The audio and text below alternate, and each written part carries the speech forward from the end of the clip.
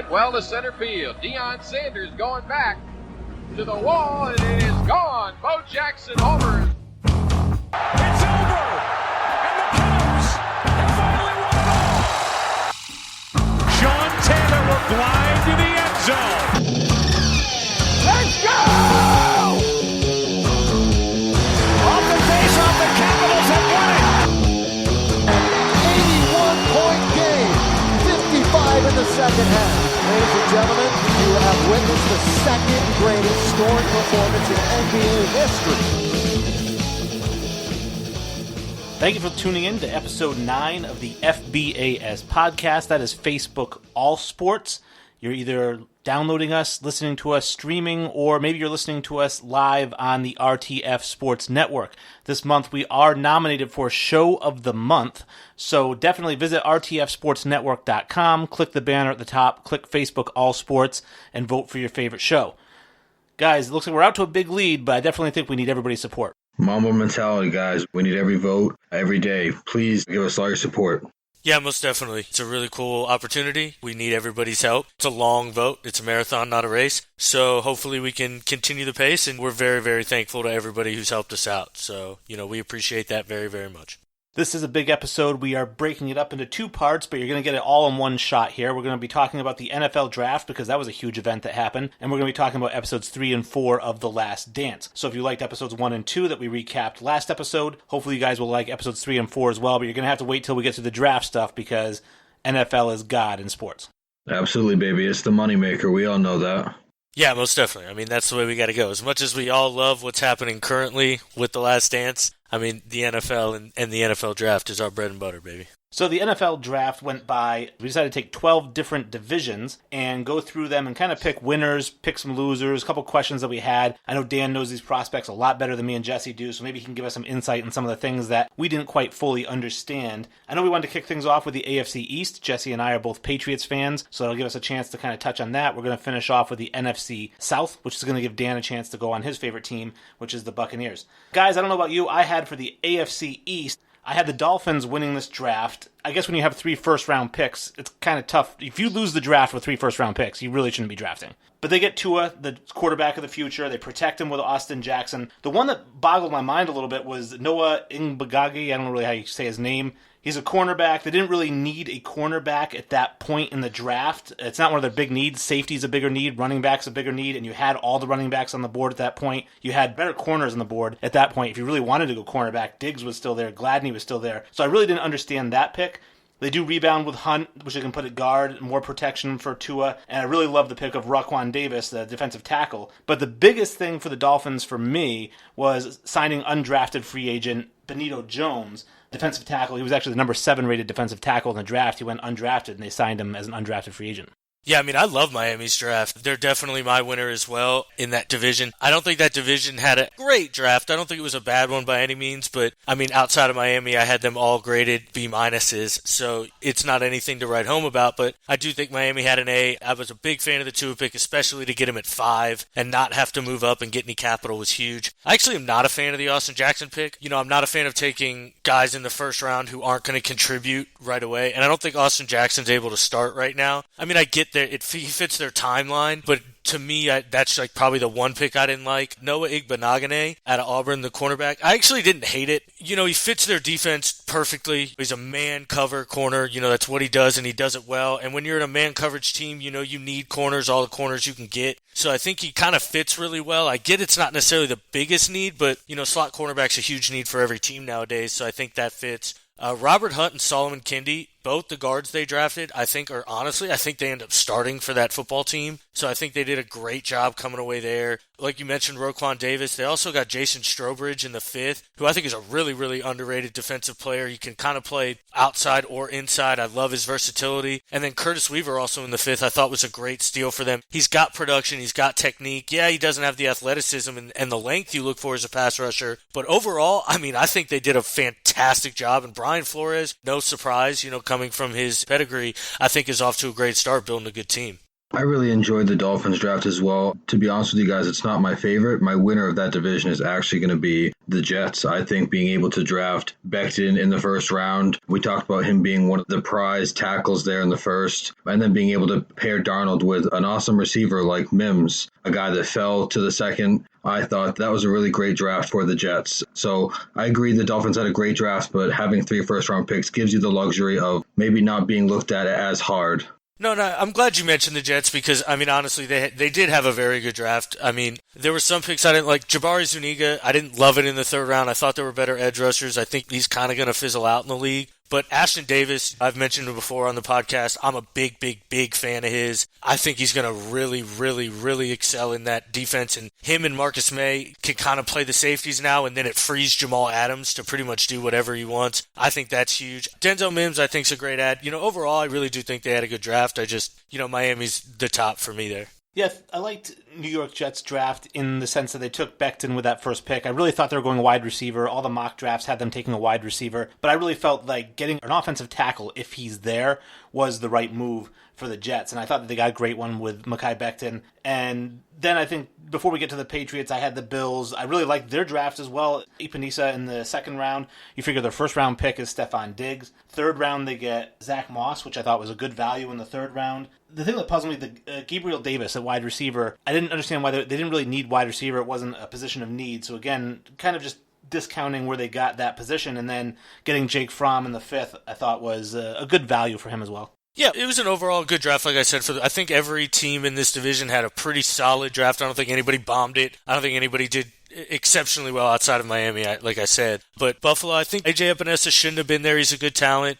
Zach Moss, I don't think should have been there. I think he's going to be a really good add to that team. I think he's going to run really hard. I agree, Gabriel Davis didn't make a ton of sense, but you can never have enough weapons, I guess, is kind of their thought process. And Jake Fromm, I mean, he couldn't have gone to a better situation. He's automatically the backup. They have nothing behind Josh Allen there in Buffalo. So for Jake Fromm, it's a great spot. I don't love the pick for Buffalo. I mean, we'll see, but I think he's a career backup. But overall, it wasn't terrible. Quite the contrast in arm strength. Yes, most definitely. That's why I don't know if it's the best spot for him offense-wise and, location, because playing in the snow I don't think is going to fit Jake Fromm at all. But again, like I said, he's an immediate backup, so you can't hate that as a player. I think we all agree that neither team really, had a bomb of a draft. Neither team had a fantastic draft, but I think it's time for us to open up the can of worms that is the New England Patriots. Wayne, can we have you start off with your assessment of how the New England Patriots did? Because I know you defend the lack of a quarterback pick harder than just about anybody, whether it's on FBAS or anybody or any other forum. You're defending their lack of a quarterback pick. Absolutely. And I fought this battle leading into the draft. I fought this battle after day 1. I fought it after day 2. When everyone's coming out and saying the Patriots are going to take a quarterback, you wait, Fromm's still on the board, or Eason's still on the board. You watch, the Patriots are taking a quarterback. And I kept saying, it doesn't make any sense to take a quarterback at this point. It really doesn't. I mean, they believe in Stidham. I believe in Stidham, but I'm not in the coaching staff or the general manager there, but they believe in the guy. They've seen him. Devin McCourty said that this guy shredded their defense in practice every day last season. He knows what he's doing. He's got a great arm. He's mobile. He's kind of play style wise, and I'm not saying ability wise, but play style wise, he reminds me a little bit of Aaron Rodgers in that kind of mobile, but he's still a pocket passer first. So I'm glad they didn't take a quarterback. That's the first take on it. Going with the first few picks, I liked the safety pick of Duggar. That was kind of the run on safeties right at that point, and they got Duggar, who's a great athlete. And I know they have a bunch of safeties on the roster already, but Bill Belichick is a guy who's like, if you're an athlete, I'll find a place for you. Josh Uche I like as the edge rusher. He's going to help them out with Winovich as the edge as well. Then they follow that up with Jennings, who I like him as a linebacker. Where I kind of got lost was the back-to-back tight ends in the 3rd round. I know tight end was an area of need. I guess Asiasi is kind of a straight line guy. He's a seam runner. And then you got Dalton Keene, who I guess they said is kind of a Swiss Army knife. He can play a fullback, kind of fill in that role where the retired James Devlin. And then I like the pick of the kicker in the 5th round. I know he wasn't the top-rated kicker, but he's got a great foot. When they asked Bill Belichick, this wasn't the top kicker on the board, why'd you take him? He said, because I like how he kicks in cold weather. And if there's any scout in the NFL that I trust to evaluate special teams, it's Bill Belichick.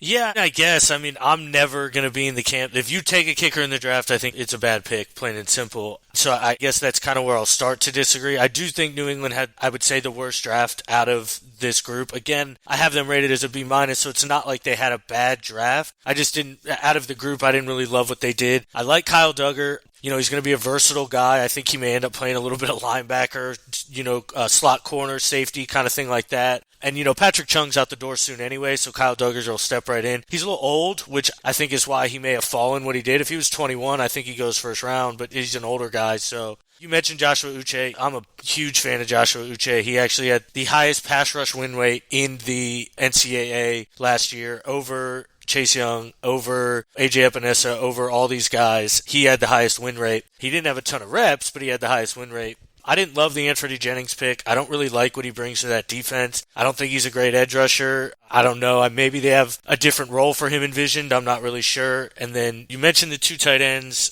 A CSC, a Asai. I don't know how you say it. If it's a CSC, it's Spanish, that means so-so. That's the player. He's just so-so. I don't think he's great at anything. Bill's got kind of a good track record of decent tight ends, I guess, so I'm not sure. And then you mentioned Dalton Keene. He's going to be that H-back player, and I think that's actually a better pick than the CSC pick, because I think Bill will find a better role for Dalton Keene than he will the tight end. But, overall, I just don't think you hit anything like nothing was spectacular. Nothing came away with, oh, nice. And no wide receiver in the deepest wide receiver draft ever on a team that needed wide receivers arguably more than any other position on the field. To not get any wide receiver, I think is a complete fail. And it reiterates as why Tom Brady may have left that franchise. Yes, Stidham has all the talent in the world, but who the fuck's he going to throw the ball to? And I know you love N'Keal Harry, and he may be due for a breakout year, but even outside of that, you throw to a 38-year-old Julian Edelman who's hurt every day. I just don't see the weapons on that team, and I think they should have addressed one in this wide receiver class. They definitely deserve to take some heat for not taking a receiver. They certainly won't be the last team we talk about not taking a receiver, but that's for much later on in the show. To defend some of the Patriot picks, I'm with you guys. I love Joshua Uche. I think pairing him up with a college teammate of his in Chase Winovich is going to be pretty awesome. I think those two coming off the edge is going to be very fun as a Patriots fan. So this is something that I'm definitely looking forward to. I think the kicker pick was controversial, but the guy can, he's got a big leg. Like Wayne said, he can kick in the weather. So that's something that Bill Belichick definitely values. I think kicking is definitely something that's more valued now with the point after kick moved back. So I think that you're seeing more kicks missed. So I think Bill is going to start to value kicker better and drafted him in the fifth. At least it wasn't Sebastian Janikowski.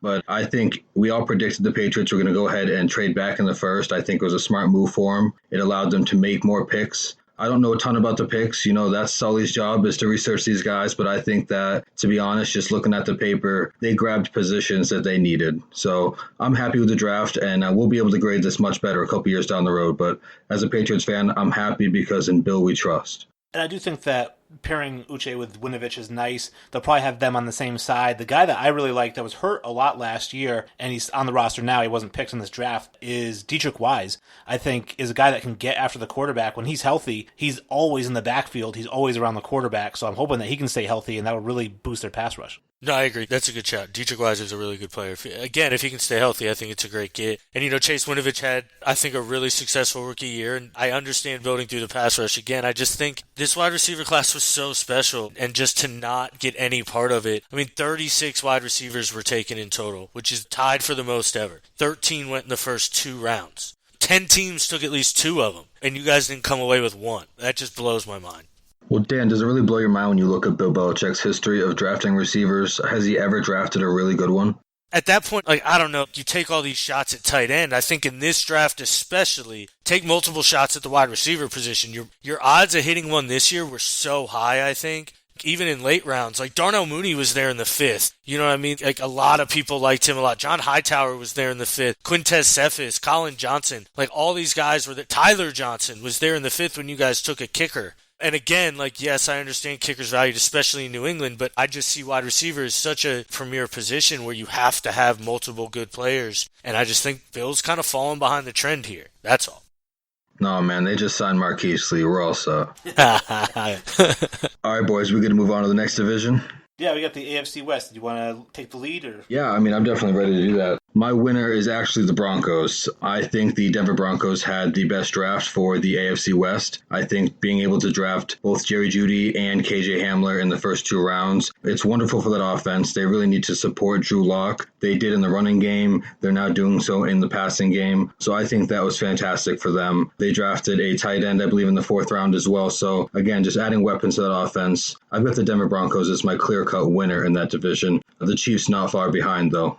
I actually agree with you. I have the Denver Broncos winning. I have the Chiefs really, really, really close, but I have the Denver Broncos winning. You mentioned Jerry Jeudy and KJ Hamler. I mean, if you could add 2 pieces to an offense that were tailor-made to fit that offense, it was those 2 guys. I think Jerry Jeudy fits perfectly outside or inside. KJ Hamler fits inside. I think they were really good picks, and they're going to make that offense really good. Lloyd Cushenberry and Netane Muti, I think are both going to be really underrated selections. Both players, I think, have the ability to start along the offensive line early. Netane Muti's probably had a lot of injury concerns, and I'm guessing a ton of red flags, because his tape suggested he should have gone a lot higher. But if he can stay healthy, I mean, that could be a steal. Albert Owekibonam, the tight end out of Missouri, I think has the ability to be a really good player. He never was able to put it together at Missouri, but all the athletic talent's there. And they grabbed a really solid undrafted free agent, Asang Bassey, the cornerback out of Wake Forest. The kid's going to start at slot corner, put money on it. I think he is an easy NFL-ready player. I think he's 5'8" with cleats on, though. So I think a lot of teams just kind of took him off his board. But I'm telling you right now, I think he's going to start slot corner for that team. He's incredibly talented.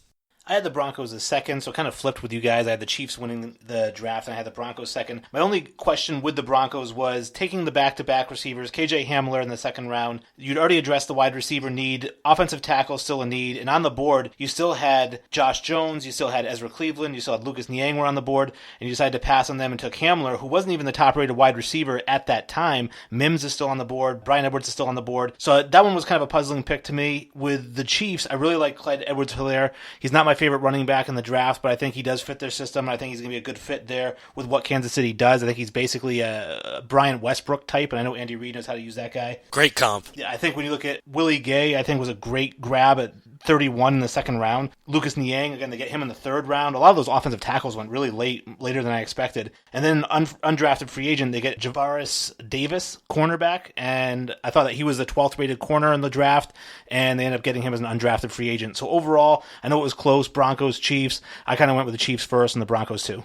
Wayne, always the contrarian. I definitely had the Chiefs so close. I think that running back pick, the pick that we talked about being a luxury pick for that team at the end of the 1st round, they couldn't have had a better running back fall to them. That guy's tailor-made for Andy Reid in that offense. I know we don't talk a ton of fantasy football yet, but we will certainly get into it much more as that season picks up. But I think that this guy is the easy first overall pick in rookie drafts because he's got the best fit in this offense.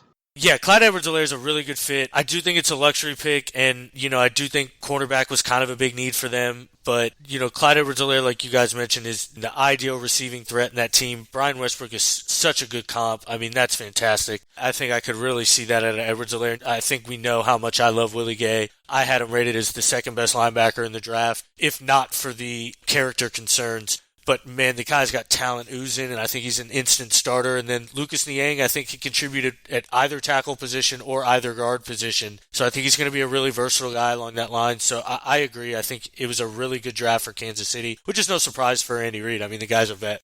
I didn't understand what the Raiders were doing. The Raiders took 3 wide receivers in their first 4 picks, and they started with Henry Ruggs, who was the first receiver off the board, which was automatically mind-blowing. It wasn't Jeudy or CeeDee Lamb, but I know the Raiders love speed, and they draft speed ahead of everything else, except at corner, where they took Arnett with the 2nd first-round pick, and the guy was, I think, the 13th or 14th rated corner, and they'd take him at number 19 overall. The guy ran a 4.6 or a 4.55 or something like that. So for a team that loves speed and values speed, they took one of the slower corners.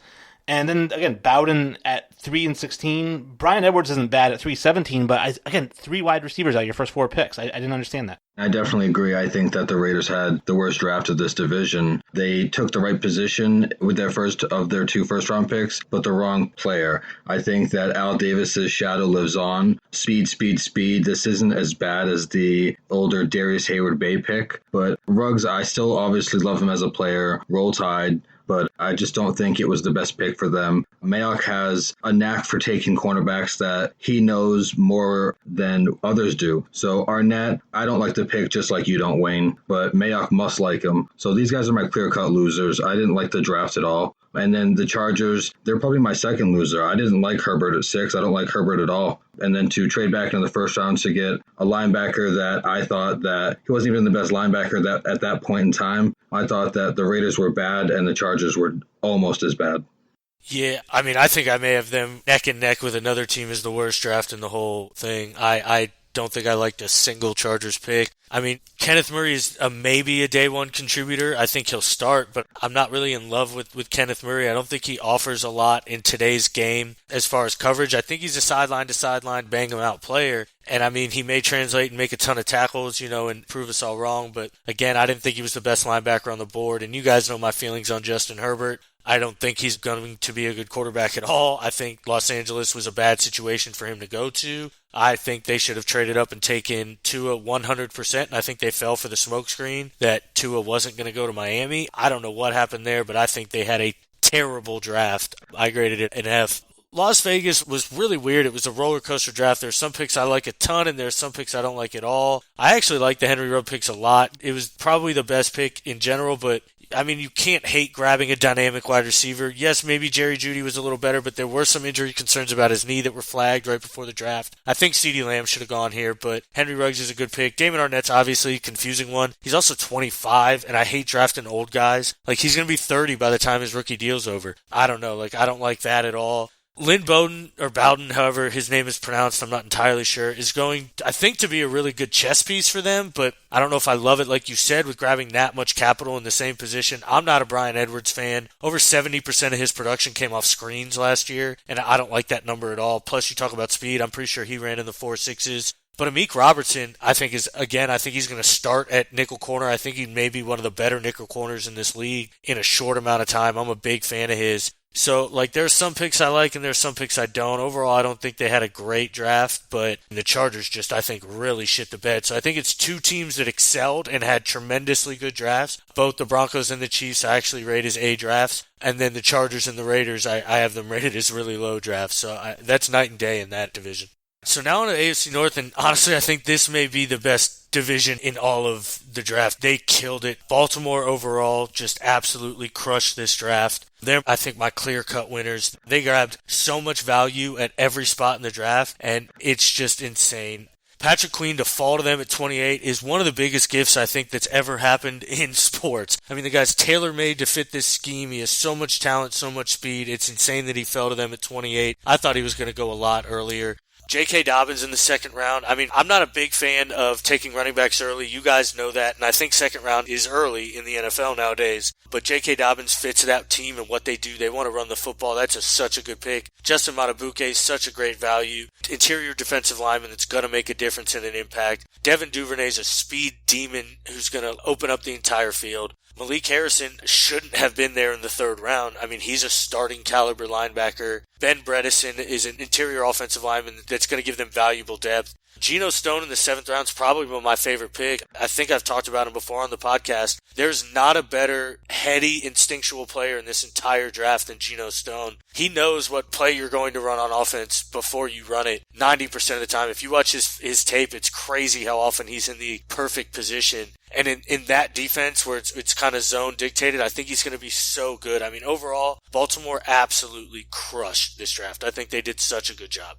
So, Dan, I got to say, I also like Baltimore's draft, but to me, Cincinnati actually won this draft and for the division, the AFC North. I think that some people may question how the team that has the number one overall pick can win the division, but I think they obviously crushed it there. But their second and third round picks also were great values. I think that T. Higgins is a great pick for them. And then the linebacker, it's slipping my name right now. Dan, you got his name. Logan Wilson. Yes, thank you. I think those are three great picks for Cincinnati. For a franchise that is clearly turning a page, you know that they had a direction in mind and they committed to it. So I loved what they did. I obviously love what Baltimore did, but for me, this is par for the course. They draft great every year. They have a wonderful front office. And then, to be honest, I think the Browns had a really good draft as well. So I'd probably rank them 1, 2, and 3 in that order. I think being able to draft Wills in the first round for the Browns is really good. They needed a very big offensive lineman to put on the other side of Conklin, and then they got Delpit in round 2. And I know that that's Wayne's crush as far as draft safeties go. So I think those 3 teams had good drafts. Wayne, who do you have as your winner in this division? So it's funny, just kind of touching on your guys' points there. The Ravens always draft good, so I definitely think they had a great draft as well. J.K. Dobbins is actually my favorite running back in the draft. I love the way he runs the football. So I like Jonathan Taylor, but J.K. Dobbins, the way he runs the football is so much power and so much speed. I just really love watching him run the ball. And I think that's such a great pick for them. So that was my favorite pick for them. The Bengals, I agree with you, got good value with those first 3 picks. I did like the T. Higgins pick. Even though it's a little high, I do like what he brings to the table. And I think he's a good fit with Joe Burrow there. And the Browns are the team I actually had winning the division, so going with a third team out of the 3 of us. I love the Jedrick Wills pick at offensive tackle with their first pick. I know that Thomas was a better fit, but the Giants snagged him at 4. So I think that getting Jedrick Wills at number 10 was a great grab. Like you mentioned, Delpit, one of my favorite players in the draft. They get him in the second round. I would have loved if he went to the Patriots, but that's fine. He goes to the Browns. I thought Phillips was a little bit of a reach. Elliott was a good pick in the 3rd round, but Phillips was a bit of a reach because there were 6 linebackers on the board that were rated ahead of him. But then in the 4th round, they get Harrison Bryant, who was the number 2 rated tight end in the whole draft. Now, why do I like that pick so much? Not because it's going to help the Browns, because who gives a shit about them? It's because that means Bill Belichick's on the phone talking about David Njoku. I may have to show you my notes after this. I knew you were going to bring that exact point up. As soon as Harrison Bryant, I knew you said, and David Njoku is getting shipped off to the Patriots. I agree with both of your guys' take. I think Cincinnati and Cleveland both had a tremendous draft as well. I think they really hit a ton of needs. I think Baltimore just exceeded and hit so much value. It was just crazy to me, the players that kept falling to them. But obviously Cincinnati, you can't understate how important Joe Burrow is going to be to that franchise and already is to that franchise. He's lighting up Cincinnati right now. The town's so abuzz. It's crazy. You guys know I'm not the biggest T. Higgins fan. I don't think he gets a ton of separation. I don't think he succeeds a lot in the NFL. But at the value and the spot, I don't hate it. I think they should have taken Michael Pittman there, but that's just me personally. Logan Wilson and Akeem Davis-Gaither, both the linebackers they selected, I'm a big fan of. I think Akeem Davis-Gaither actually has the ability to make more of an impact. I think he's more of like the coverage nowadays linebacker, but both of them I think I'm a big fan of. And then overall I think they did a very good job. I didn't hate Cincinnati's draft at all. Cleveland also crushed it. You guys mentioned Wills. He might be the most NFL ready of the bunch. Again, I don't know if he's going to transition to the left side right away. I don't know how that's going to go because he spent his whole career on the right side. And I know people are just like, it's the same position. Well, it's not. Like, everything's different. But again, he's got the ability to do it. Delpit's a great pick. We've talked about him a lot. I think he's a really good fit in that defense. He's such a playmaker. He's so versatile. Jordan Elliott's crushed SEC competition for a long time. And if that's one of the things I took away from this draft is that teams value SEC competition, I think, more than others. A lot of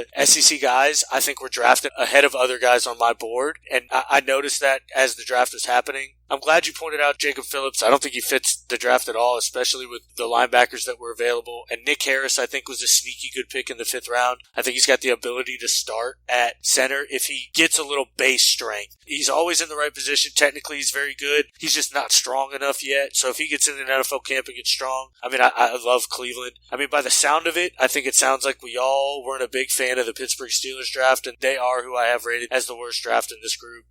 They obviously didn't have a first-round pick because they traded for Minkah Fitzpatrick, who is a wonderful player in the league. But I think they had a decent second-round pick in Chase Claypool. They have a decent history of drafting receivers, but beyond that, I didn't like their drafts at all. So they were an easy loser in that division for me.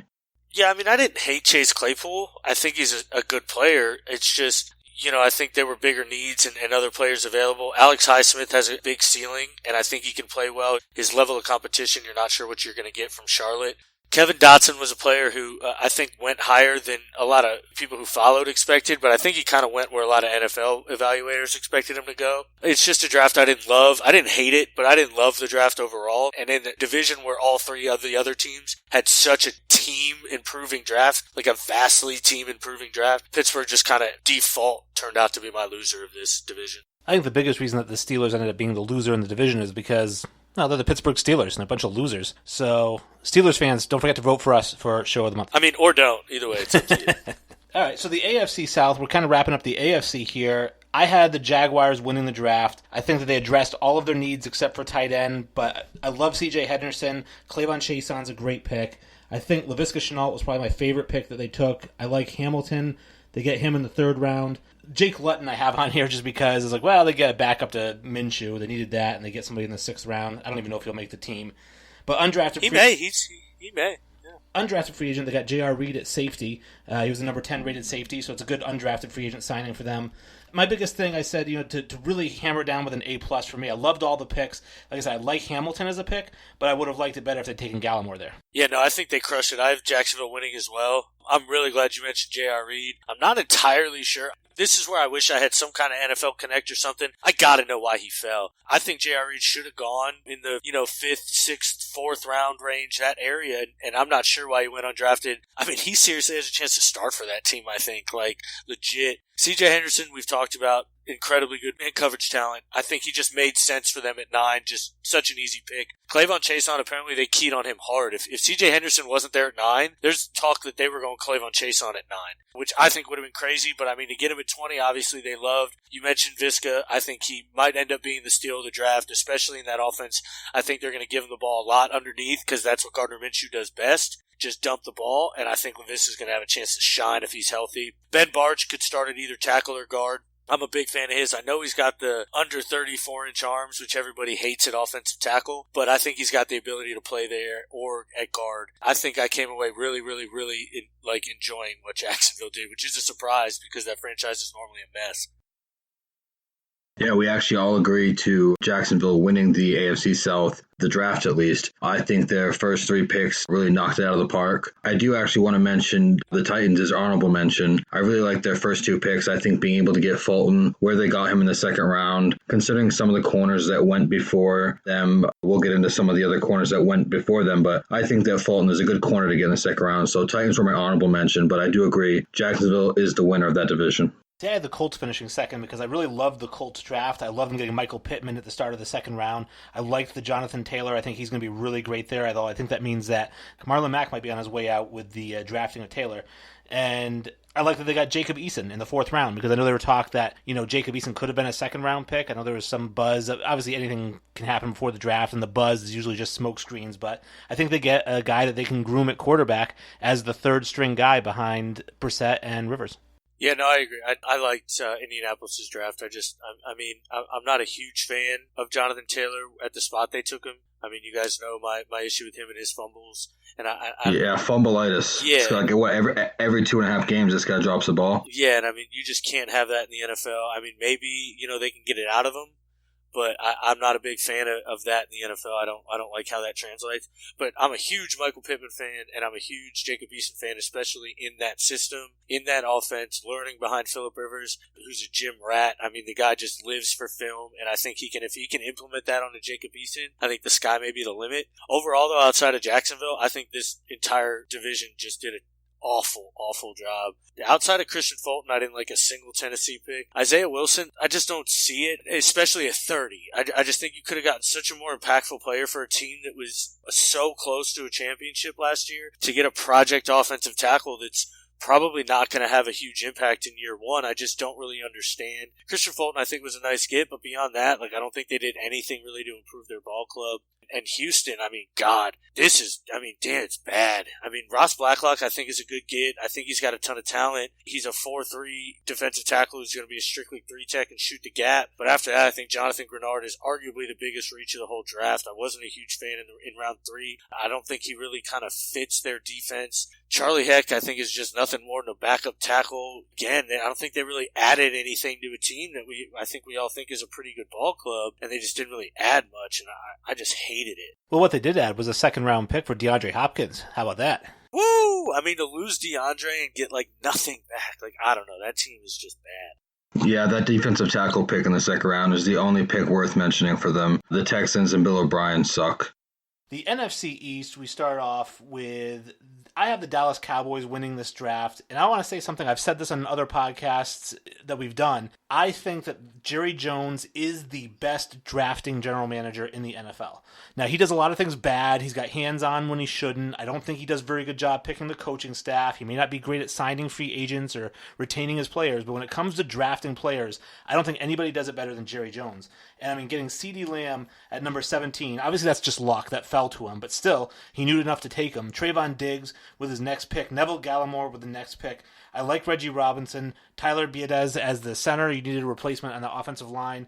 I just think from start to finish, and even undrafted free agent Rico Dowdy at running back, it's like the guy just knows how to build a team. He just doesn't know how to run a team. Yeah, no, I agree. I mean, I have Dallas as my winner also. I actually think this division did well as a group, but I think Dallas kind of separated themselves. Like you said, you mentioned CeeDee Lamb and him taking him as luck. That shit ain't luck. Every other team ahead of him had a chance to fucking pick him, and they weren't smart enough to do so.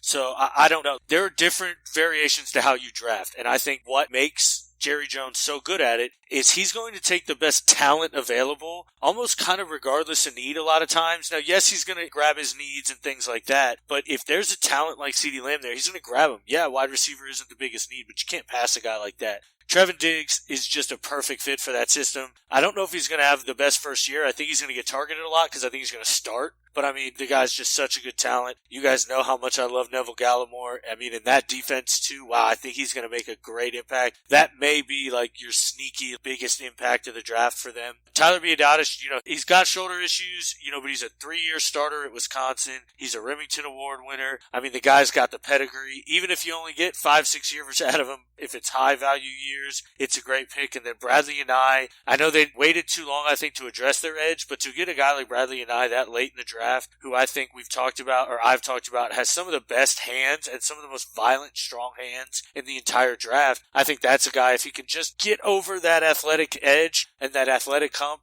to where he can get the bend a little better, his hands are NFL ready. I love Dallas's draft through and through.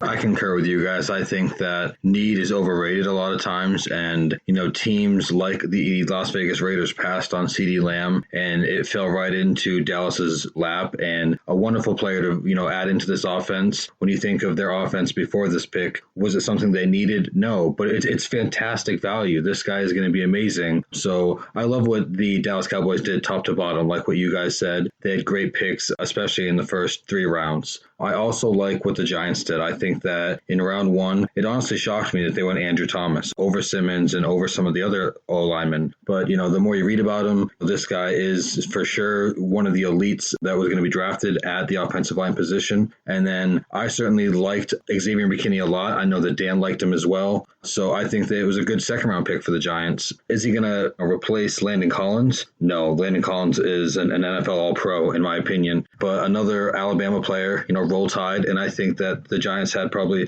the second best draft in this division. Yeah, I liked the pick as well of McKinney in the second round. I think Thomas did surprise a lot of people that he was the first tackle off the board, because I think of all the big-name tackles, he might have been the lowest rated. You had Wills ahead of him, Wirfs ahead of him, Becton ahead of him, and he was kind of like the fourth guy, and so for him to be the first one off the board, I was a little surprised, but if they really like him and they think he fits his system, it's still a first-round talent, a top 10 talent that they get at the offensive tackle position. The one that puzzled me in that division, and I know Dan will probably talk about the Giants as well, but the Eagles, I don't know what the hell they're doing. Jalen Hurts with a second-round pick? I didn't understand that at all. Yeah, I mean, we've talked about Jalen Hurts, on this pod. You guys know I'm really not a big fan. So the argument is that a backup quarterback is now a top 30 position in the league. And I don't hate the argument. I actually kind of understand that side of it. And especially with a guy like Carson Wentz, I understand Philadelphia's kind of side of that. Now, to me, I wouldn't have taken him there. Now, if you take him in the third, like if you grab Willie Gay in the second, because their linebackers are awful and atrocious and they really didn't do anything, I don't think Davion Taylor is a player that moves the needle for them and really does anything in kind of impact-wise.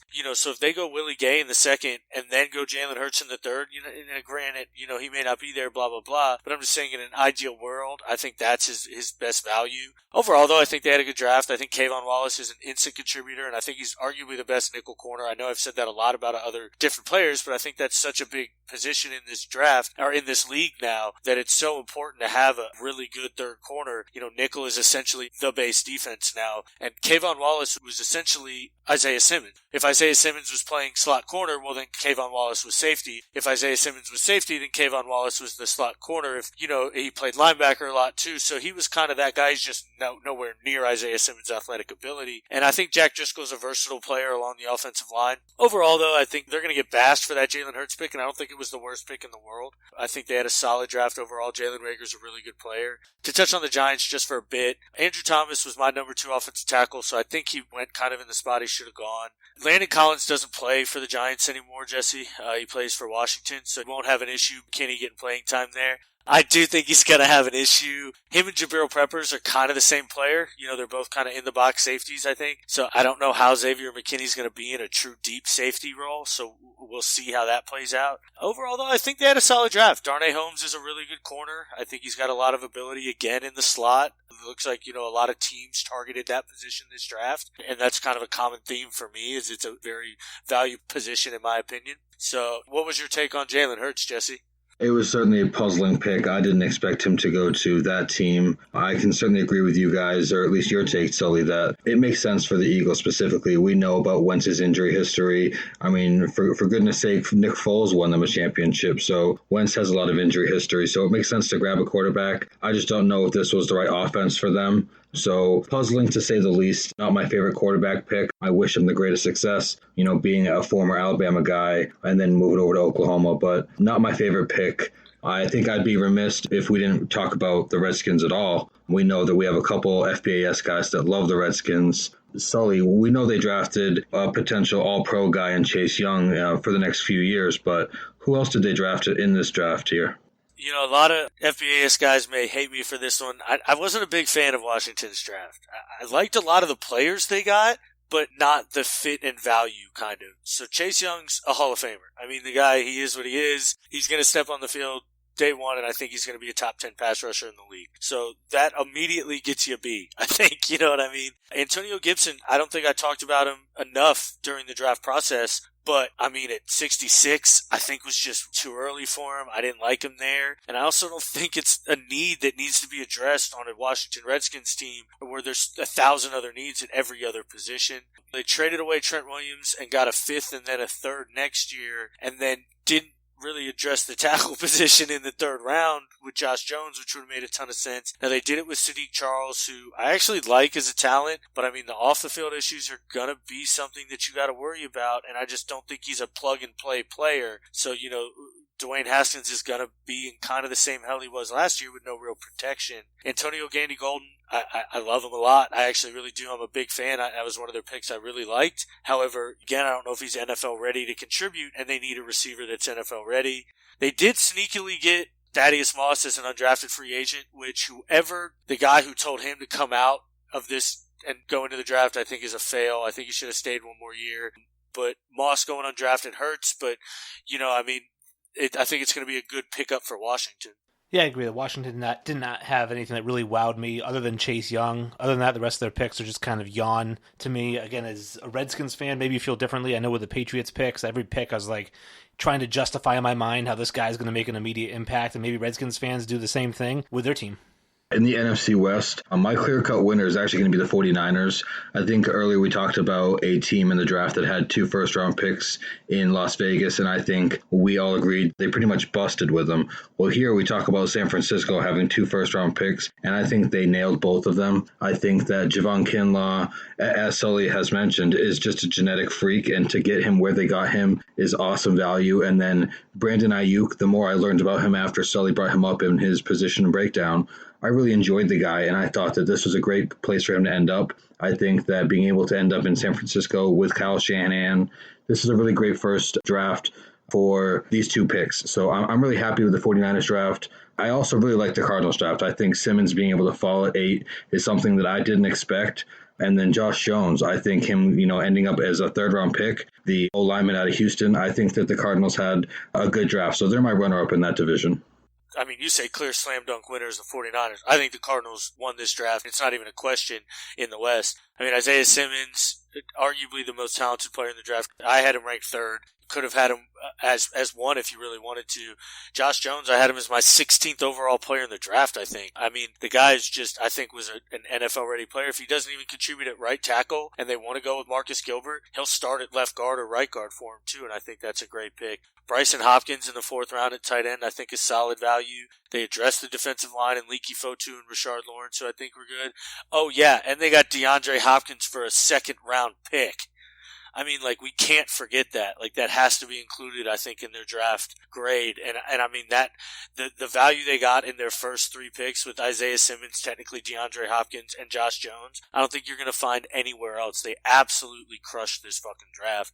I mean, I love San Francisco also. Javon Kinlaw, ideal situation. He has a chance to be more productive. He's my sneaky Rookie of the Year player. If I'm picking a defensive Rookie of the Year right now, it's either Isaiah Simmons or Javon Kinlaw. I know Chase Young's going to be the popular pick, and it makes a lot of sense, but I think Javon Kinlaw's got the real ability to get, 10 to 12 sacks along that defensive line because everybody's going to be paying attention elsewhere. And Brandon Ayuk is just the ideal fit for that scheme.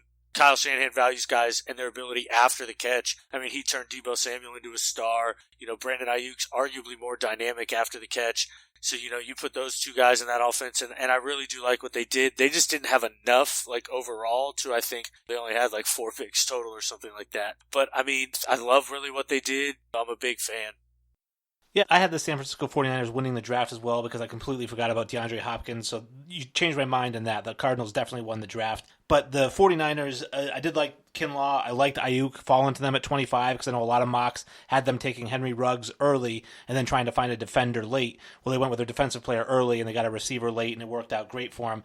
Plus, we didn't mention they traded a 5th-round pick for Trent Williams and a 3rd next year. I almost forgot about that. Yeah, exactly. That's fantastic. And, what they did with their defensive line pick, which I think was the perfect strategy, is go defensive line first and then wait for a receiver in such a deep class, too, is, they build a strength. And I think that's what works in the NFL nowadays. You build to your strength and you make the other team adjust. So their defensive line literally makes you adjust your entire game plan. So to put a guy like Javon Kinlaw on that, it just amps that up. It's insane. I love it. I didn't love what Los Angeles or Seattle did. What about you, Jesse? I actually like the Los Angeles pick of Cam Akers in round 2. I mean, I think there's certainly a hole with Gurley gone now. And then I also liked Van Jefferson. I think he was a receiver we really didn't touch on a lot in your breakdown, but I thought that when you consider that Goff needs more weapons on offense, I didn't hate what the Rams did. My easy loser is actually what Seattle did. I think Jordan Brooks was a bit reachy to me, and I really didn't like the remainder of their draft. So Seahawks are the easy loser in that division. I thought that the Rams were kind of boring. My favorite pick of the Rams was actually Terrell Lewis in the 3rd round at linebacker. I thought that was a good get there. But Seattle, I really didn't understand. At the end of the 1st round, cornerbacks are starting to fly off the board now. All the big names are coming off. And instead of grabbing one, which was an area of need for them, they decided to take Jordan Brooks. I just didn't get it. So the odd thing about the Seahawks is if you go back and look at their drafts, they're going to always draft SPARQ score, high athletic guys. They're always going to draft this compiled SPARQ score. It's always going to be Seattle number 1. And again, this year, that's what they did. Jordan Brooks is a SPARQ phenom. So is Darrell Taylor. I didn't love the draft, but Jordan Brooks is a really good fit in Seattle. I mean, what he does actually really fits well there. I just wish they would have gotten him at a different point. Alton Robinson, I like. I didn't love Seattle's draft, and I agree. I think they lost, but I really hated the Rams draft, too. You guys say you like Cam Akers. I like him, too, but not over J.K. Dobbins, which is where they took him.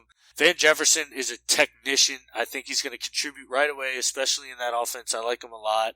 Terrell Lewis and Terrell Burgess, I think, will actually be good contributors, too. But, I mean, that team, Andrew Whitworth's 107 years old and is probably going to die next season. They have nobody at guard. Jared Goff went from being an NFC candidate to be an MVP, and they were such a good football team to the guys running for his life every play. And to not address the offensive line at all, I think is just a huge fail for that team. but we'll see what they do. I'm not really sure. Before we move on to the next division, I do just want to note, I want to get you guys' opinion, honestly, on the lack of trades. I don't think we saw our first one until pick 13, and I know that was actually a pick we'll get into towards the end of our breakdown here, but a lack of trades there in the first round. We saw a pick up after that, but I think we know that we did talk a lot about the 49ers, but that's a team specifically that I think would have liked to have traded back in either or both of their picks. You talked about their lack of picks, Sully. I'm sure they would have liked to get more, so they tried, I'm sure. The lack of movement with the trades for sure, but I think in a draft where they wanted to trade back, they couldn't. They got two guys that are for sure going to be playmakers on their team. Yeah, definitely. I did think it was a little odd. I mean, I can only speculate as to why there weren't trades. My speculation is, you really didn't have the ability, I think, to call everyone and get it done beforehand.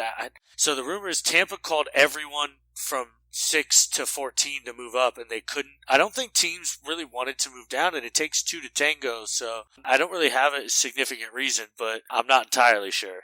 Speaking of teams that wanted to move down, Minnesota was one of those teams involved in that trade, and I think clearly won the draft for the North. I mean, I think they had, one of the better drafts in the entire league, to be honest with you. I loved what they did from top to bottom. I mentioned in our FBAS mock when he traded up for T. Higgins and I thought he was trading up for Justin Jefferson, and they went and took Justin Jefferson. And then when he went and took Trayvon Diggs, I told him they should have took Jeff Gladney. He's a perfect fit in Mike Zimmer's defense.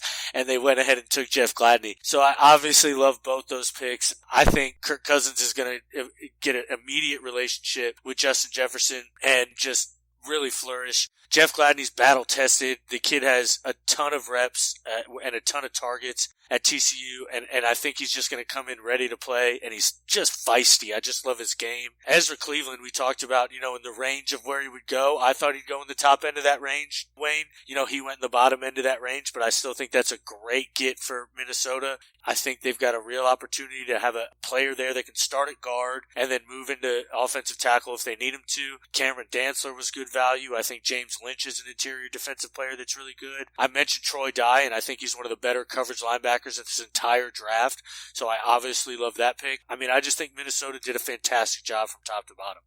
Yeah, I liked Minnesota's draft a lot. Like you said, Jefferson, I thought it was funny they took Jefferson and Gladney, and those are the two guys that you thought that Brandon should have taken in the mock draft. I did think that was funny. I thought Ezra Cleveland was a great grab there. So very good. I actually had the Lions winning the draft, and I know it's close to me, but obviously Jeff Okudah, you get him at number 3. That's a slam dunk anywhere you get him. I think DeAndre Swift at the top of the second round. Again, another really good player that fits their scheme. I like Okwara. The thing that puzzled me again was Jonah Jackson going in the 11th pick of the third round. Basically, he's a number 15 rated guard in the draft, and he went that high. I mean, they had their pick of the litter, and I was surprised with that one. And then undrafted free agent, Hunter Bryant, the tight end, they end up getting him, signing him as an undrafted free agent. So overall, I liked what they did, other than outside the Jonah Jackson pick. Oh, man, that's my boy. Jonah Jackson? Yeah, remember, I talked about him. I think he's going to be the offensive lineman that comes out, and he's the star of this draft. I think he is the best technically sound guard in this draft. I had him rated, I think, as my 5th or 6th best interior offensive. Well, you take out centers, and I think I had him rated as my 3rd or 4th best guard. I love Jonah Jackson. His balance, his hands, I think he's an immediate starter. That was one of my favorite picks in the whole draft. I love Jonah Jackson. Yeah, guys, so my recap of this division, my notes next to the Vikings say, much better results than the mock, winners, I think these first 3 picks for the Minnesota Vikings, like you guys already mentioned, were just awesome picks for Minnesota. Jefferson and Gladney, some of the top guys in their position, deep positions for sure, like we had mentioned in the position breakdown, but fits for this team. And then Ezra Cleveland, I know he was a bit of a positional wonder at the Combine, and it was a question as to where he'd end up falling. So I think Minnesota took a great guy there. And I then would have the Lions second. I think Okudah is an awesome pick, and we're going to be watching him for a long, long time. And Swift went in that clump of running backs. Like Sully predicted, you're going to see one go, and then you're going to see that run on running backs go as well, just as he predicted the run on offensive linemen. And then the Bears, we obviously didn't see a first-round pick because of the Khalil Mack trade, and then drafting Cole Kmet, the tight end, in round 2. I think that was your top tight end, Sully, so good pick for the Bears there. Can we all agree that the worst draft in this division and possibly the entire NFL is the Green Bay Packers? I mean, most definitely. It was just atrocious. I mean, to touch on Detroit first, just a tad, I mean, we all agree Jeff Okudah was fantastic. The Julian Alquara story is really cool. To get drafted with your brother and go play there, that's awesome. I mentioned Jonah Jackson. I love him. Logan Sternberg's another player who could start at guard. And then Quintez Cephas, I mentioned earlier, is somebody New England could have taken. I think he's got a real chance of being a really good slot receiver. Chicago, I really wasn't the biggest fan. I don't hate their draft. They've got 10 tight ends on their roster right now. Legitimately 10. Go look it up. There are 10 tight ends rostered on that team right now. So to take one with their first pick was a little weird. Yes, I had Kmet as my number one tight end. I think he's better than probably everyone on their roster, but it's still a weird pick when you have so many other needs. Jalen Johnson's, I think, a plug-and-play corner. I love him. I thought he could have gone round 1, so I didn't hate Chicago's draft there. Green Bay, I mean, what the fuck were they doing? I honestly, it's like they were trying to bomb the draft on purpose. I didn't understand it. You guys know I like Jordan Love. I'm a big fan. That makes sense. I get it. I don't hate that pick. I don't think you can groom quarterbacks in today's league anymore, necessarily. For one, the CBA really doesn't allow it. You get such limited practice time now that you kind of have to give your reps to your first team. These second-team guys don't get a ton of reps. You may get like 10 reps a day, if that. So I don't think like you can really like groom a guy the way you did in, say, Aaron Rodgers' time.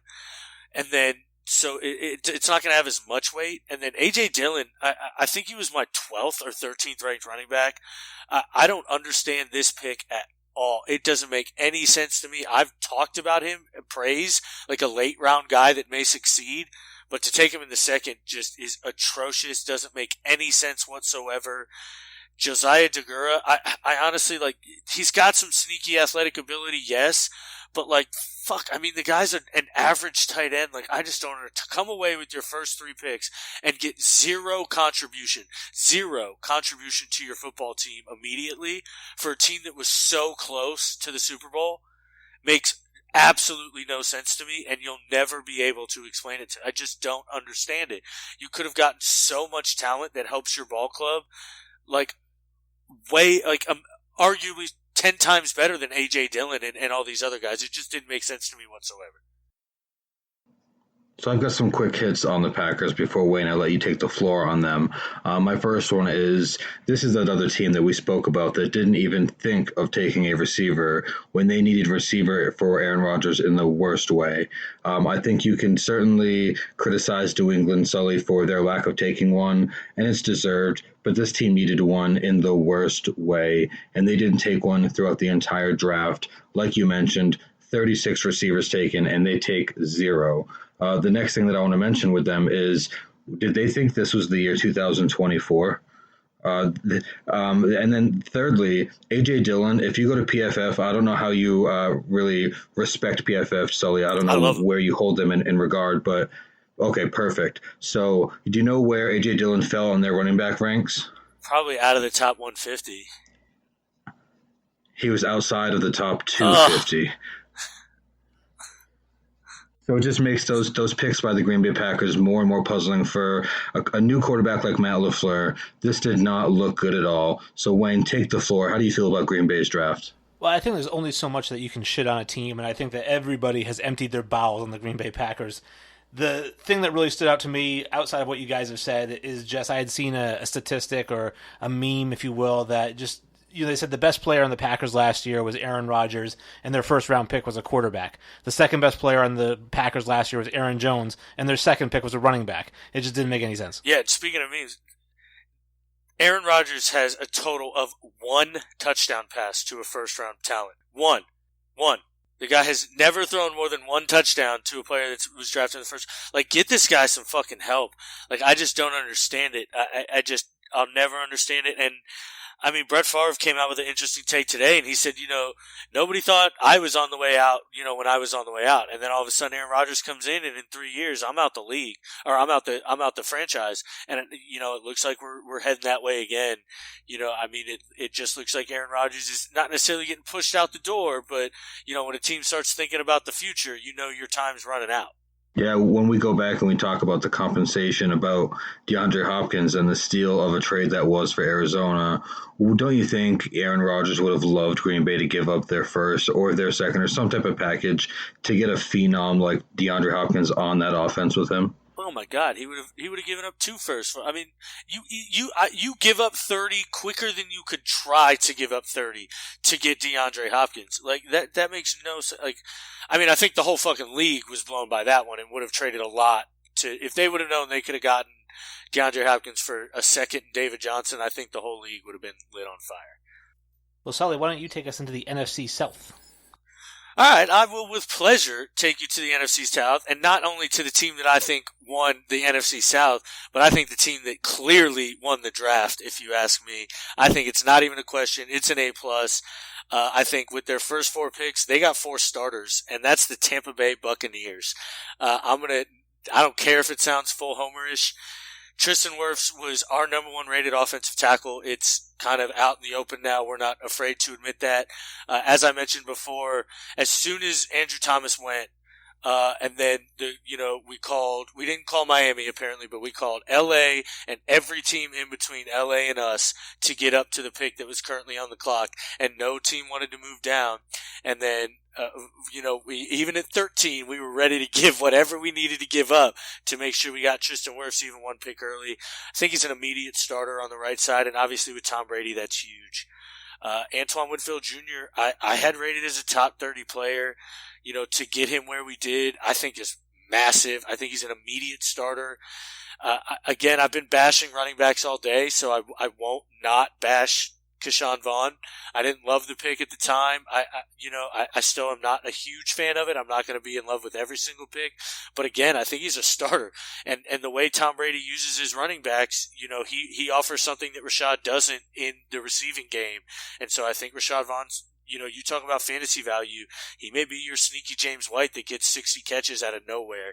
And then Tyler Johnson, I have no clue how he fell to the 5th round. I mean, I'm going to have to figure out how, but he's a starting wide receiver. He's immediately our 3rd receiver, and I love that fit. I can't think of a better fit at receiver for our 3rd receiver, honestly.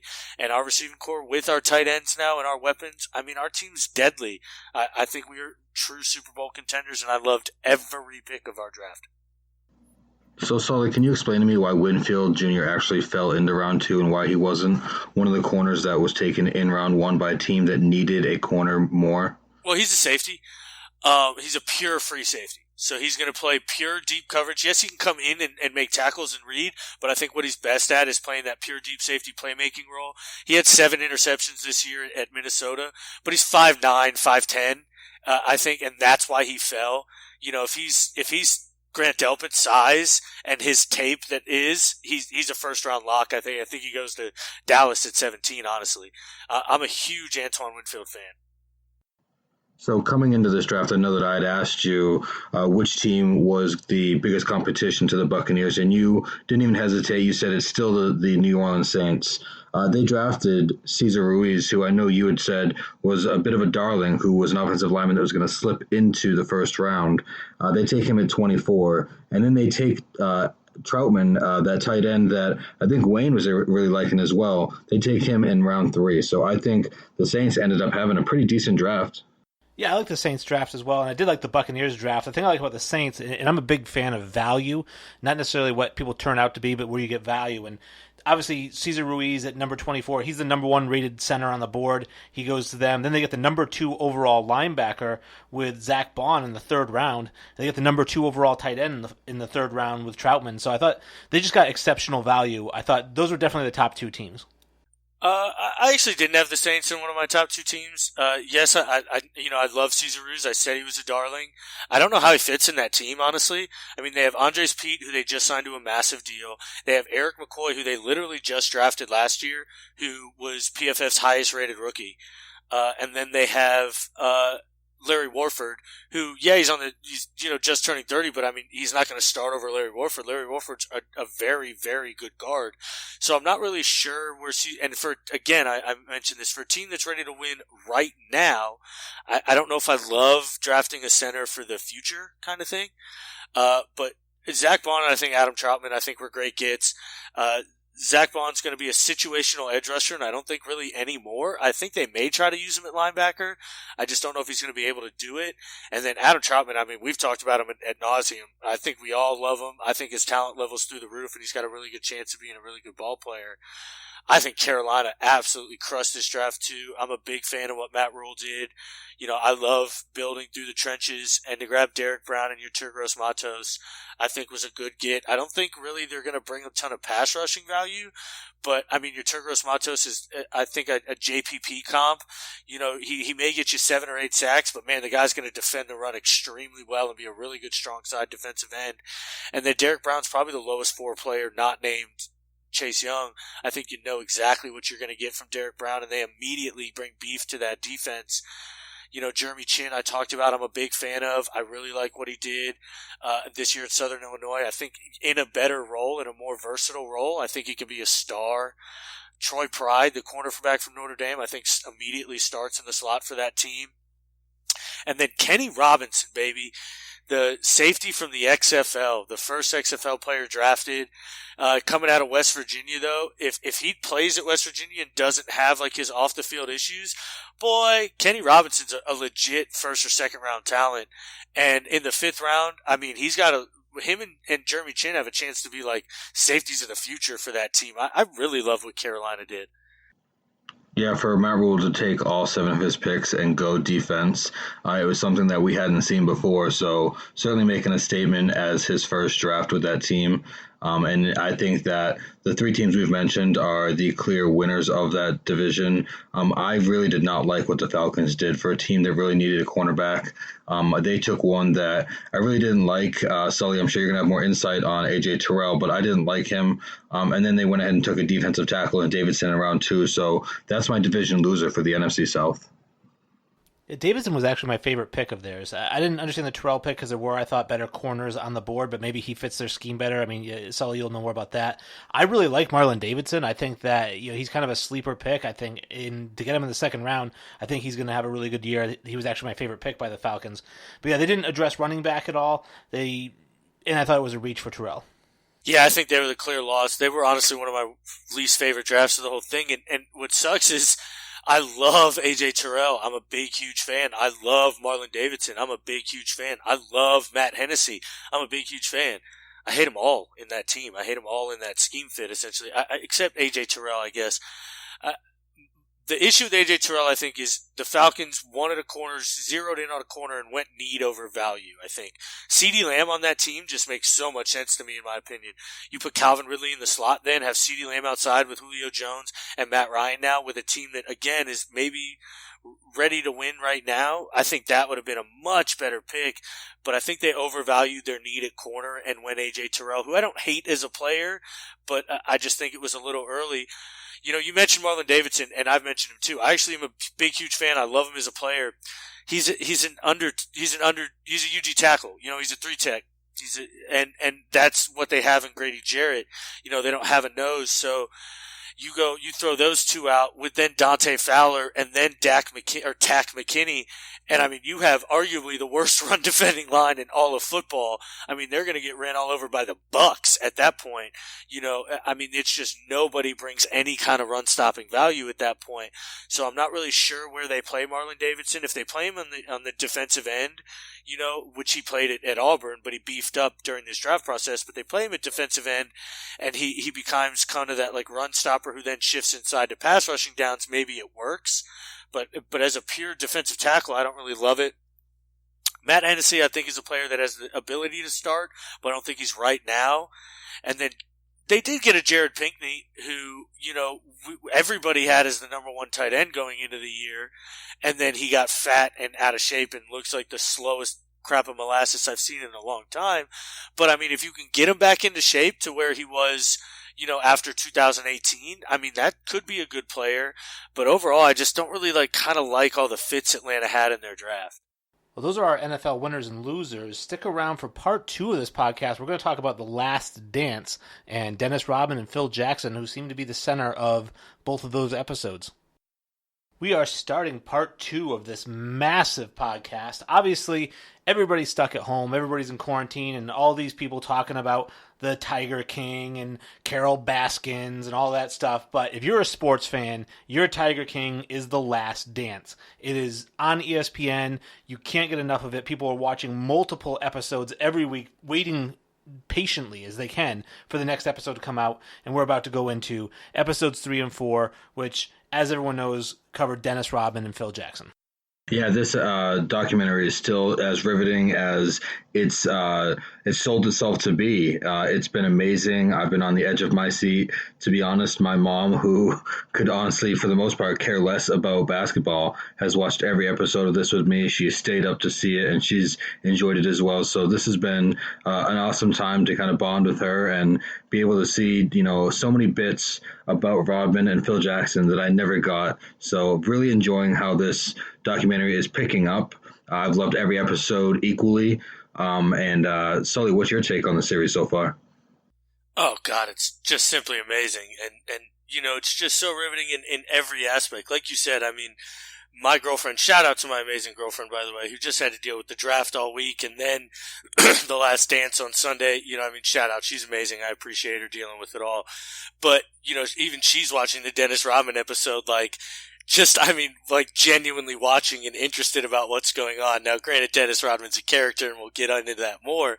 But yeah, I mean, the overall ability of this episode to grab people who aren't, or this series, to grab people who aren't sports fans and make them watch is, I think, what's so unique about this and what makes it so great. Yeah, Wayne, I want to get your take, but I think what makes this 30 for 30 amongst their awesome 30 for 30 so great is they waited just the right amount of time to go ahead and get these athletes back on, these former athletes, to be as candid and honest as possible about this time where I think it's a perfect time for us to dip back into that late 90s season and that dynasty. So, Wayne, what's your take on why this has been so successful? Well, it's a backstage look. I mean, everybody likes backstage looks. It's the same reason that they have the director's commentary on DVDs that you buy. It's the same reason they have the making of specials. There's on Netflix right now, I think there's a show called Back in Time, which is all about the making of Back to the Future and the impact that it had on society. And people just love that stuff. They eat it up no matter what it's about. And the fact that it's about Michael Jordan, arguably the most popular athlete in the history of sports, I think that's what's driving the success. So we're going to do this chronological. We're going to start at the beginning, kind of take the Mad Hatter and the March Hare's advice on telling a story, which is start at the beginning, and when you get to the end, stop. And basically, because we're running in that order, it's kind of like the Dark Side of the Moon. When you start playing that, when the Wizard of Oz starts, and it's kind of a whole mind-blowing experience. We're going to start, if you want to start watching the episode with mute, and you can listen to our rundown, it's going to go right in order of the show. And I start things off opening up Dennis Rodman's lifting weights. And the first thing I notice is his just colorful hair. That was something that was really big with him with the Bulls, kind of with the Spurs is where he started it all. And my favorite hairdo, I just wanted to throw out there, was the black with the neon green in it.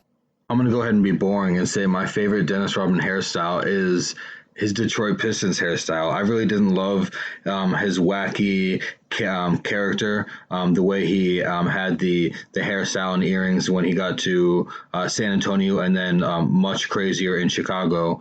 His Bad Boys hairstyle and his demeanor was much more my preference. But Sully, I'm sure you have a crazy hairstyle that you liked. Oh, yeah, for sure. I mean, it had to be those 33s when Pippen came back. I mean, that shit was so dope. I mean, but I like the leopard print too, if I'm not gonna lie. I mean, the leopard print was kind of my favorite. That's where I'd go if I was him. I thought, that was kind of his trademark. I'm glad, that's the kind of the first point you brought up. I mean, that was the first thing my girlfriend said was, damn, his hair looks crazy. And I just thought it was kind of funny. I mean, that's a great point. I think the next thing we heard Rodman say in the documentary was, would the Chicago Bulls have won that second three-peat without me being on that team? And he said, I don't think they do. So I pose it to you guys. If Dennis Rodman isn't on that team, do they have what it takes to three-peat again with a bit of a evolved NBA from that first dynasty? No, I don't think they do. I mean, they'll win championships. They might win 2, but the reality is they had to go through the Orlando Magic to get to the finals. Dennis Rodman did such a great job on Shaquille O'Neal. and he is such a great defender, and he brought so much to the team, and his unselfishness. I know he's a selfish person as a human being, but his unselfishness to just go out and rebound and play defense at 100 miles per hour up until the buzzer sounds is really, I thought, a driving force in that team. And especially when you look at that last season, the one they're talking about now, where Scotty's out, Rodman was so important to that team. I mean, they started off, 7-8 or 8-7? They might have been 4-11 or something like that without Dennis Rodman there as the number 2 to Jordan. Yeah, no, I 100% agree. I don't think they win without him either. And, we've spoken about this a lot and what it takes to win championships as a team. And, just one great player isn't going to win a championship, even if you're Michael Jordan. So you need help to win. It doesn't matter how great you are.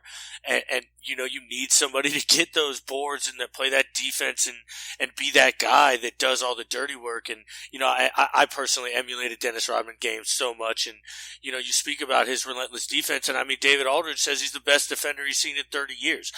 David Aldridge is an NBA head that's been around forever. I think everybody respects his opinion. And for that comment to come out, I think is massive. His on-ball tenacity was just, you couldn't find it anywhere else. He just never lost his ferociousness in front of you. It was crazy. He was such an incredible player to watch, and all the little things is what made that team great, I think. So.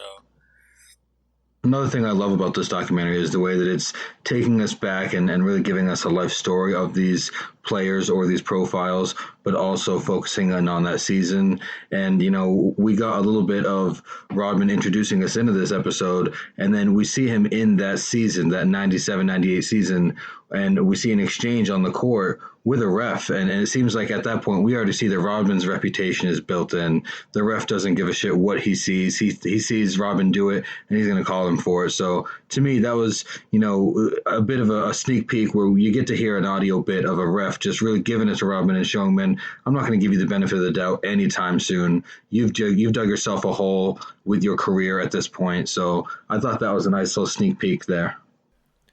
And I think it is a testament, too, to what Aldridge said about him being the best defender that he's seen in 30 years. The fact that the referees are watching you so close, and they are going to call the closest ticky-tack foul on you if they see it. And the fact that he was still able to D-up guys, and not just D-up like big men. First of all, in that time frame, if you guys remember, and I don't know if you do, but Shaquille O'Neal was an automatic double team. Every team that played against Shaquille O'Neal, it was a double team. You double team from the top. That's it. There was no question about it. And when the Chicago Bulls would play against Shaquille O'Neal, it was a single team. Rodman, no double team came to help out. And Shaq would still get 30 and 15, but God damn did he give Shaq fits. And to be able to do that while the refs are watching you so close, and to be able to contain maybe the most dominant center of our lifetime, it was just amazing.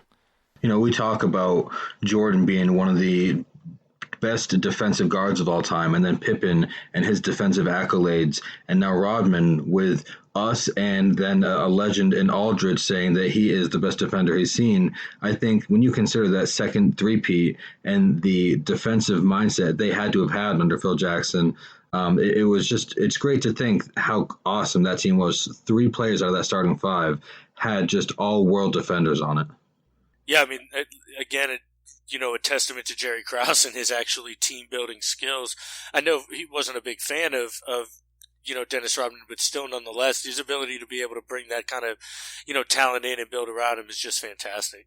And I thought that when they talked about, Dennis is kind of dogging it a little bit, and he goes up to Michael Jordan's room and just, after getting thrown out of the game, just goes up to Jordan's room and says, hey man, you got a cigar? And they just sit there and they smoke cigars together. Never actually said I'm sorry, but Jordan was kind of like, I know that's what he meant. He was coming up to apologize, and that's just how Dennis apologizes. And I thought that was so great because I do know people like that they apologize in their own way. They're apologizing even without them saying it. Well, especially guys in the court. We all play sports or have played in different aspects of our life. And I think, Wayne, you and I specifically, we've played basketball together. We've played them with other people in our lives. And we know that there can be that nonverbal communication of either, yo, what the hell are you doing? Or, yo, you nice move. You got that. So I think nonverbal in basketball is something that we see, and it doesn't just have to happen on the court. We saw in that instance where Rodman didn't need to say sorry, but Jordan knew what was happening. Yeah, most definitely. I think it's more of a respect thing, and just, kind of what it takes to just show up to a man and just face him man to man and just right to his face. And again, you don't necessarily have to come out and say those words to convey, exactly what you mean. And, they mentioned that from that point on, it turned into kind of, Rodman and Jordan's show, and Phil Jackson mentions, Dennis Rodman is what held this team together when Scotty was out. And I thought that was kind of a big point. I mean, everybody talks about Scotty and Michael. I really do think Dennis Rodman's kind of almost a forgotten piece of this, championship team, because a lot of people don't realize Scotty was out for so long. People just kind of forget that. And if he's out for as long as he is, and Michael doesn't have Dennis, I don't know if this team actually has the ability to win a ton of games, So I think he was very, very vital to that team in that championship. Now they do the little throwback or the whatever it is with the little timeline. It goes back in time, and they talk about Dennis kind of getting thrown out of the house at age 18. He was homeless for 2 years. He mentions that I could have been a drug dealer. I kept watching these guys deal drugs, and I thought I could do that, but I never did. And he ends up just kind of playing street ball, and somebody sees him play, and they tell these guys at Southeast Oklahoma State, some nowhere college, and say, hey, you got to come check out this guy, Dennis Rodman. He checks them out. They say, you know what, we want to offer you a scholarship to come play here.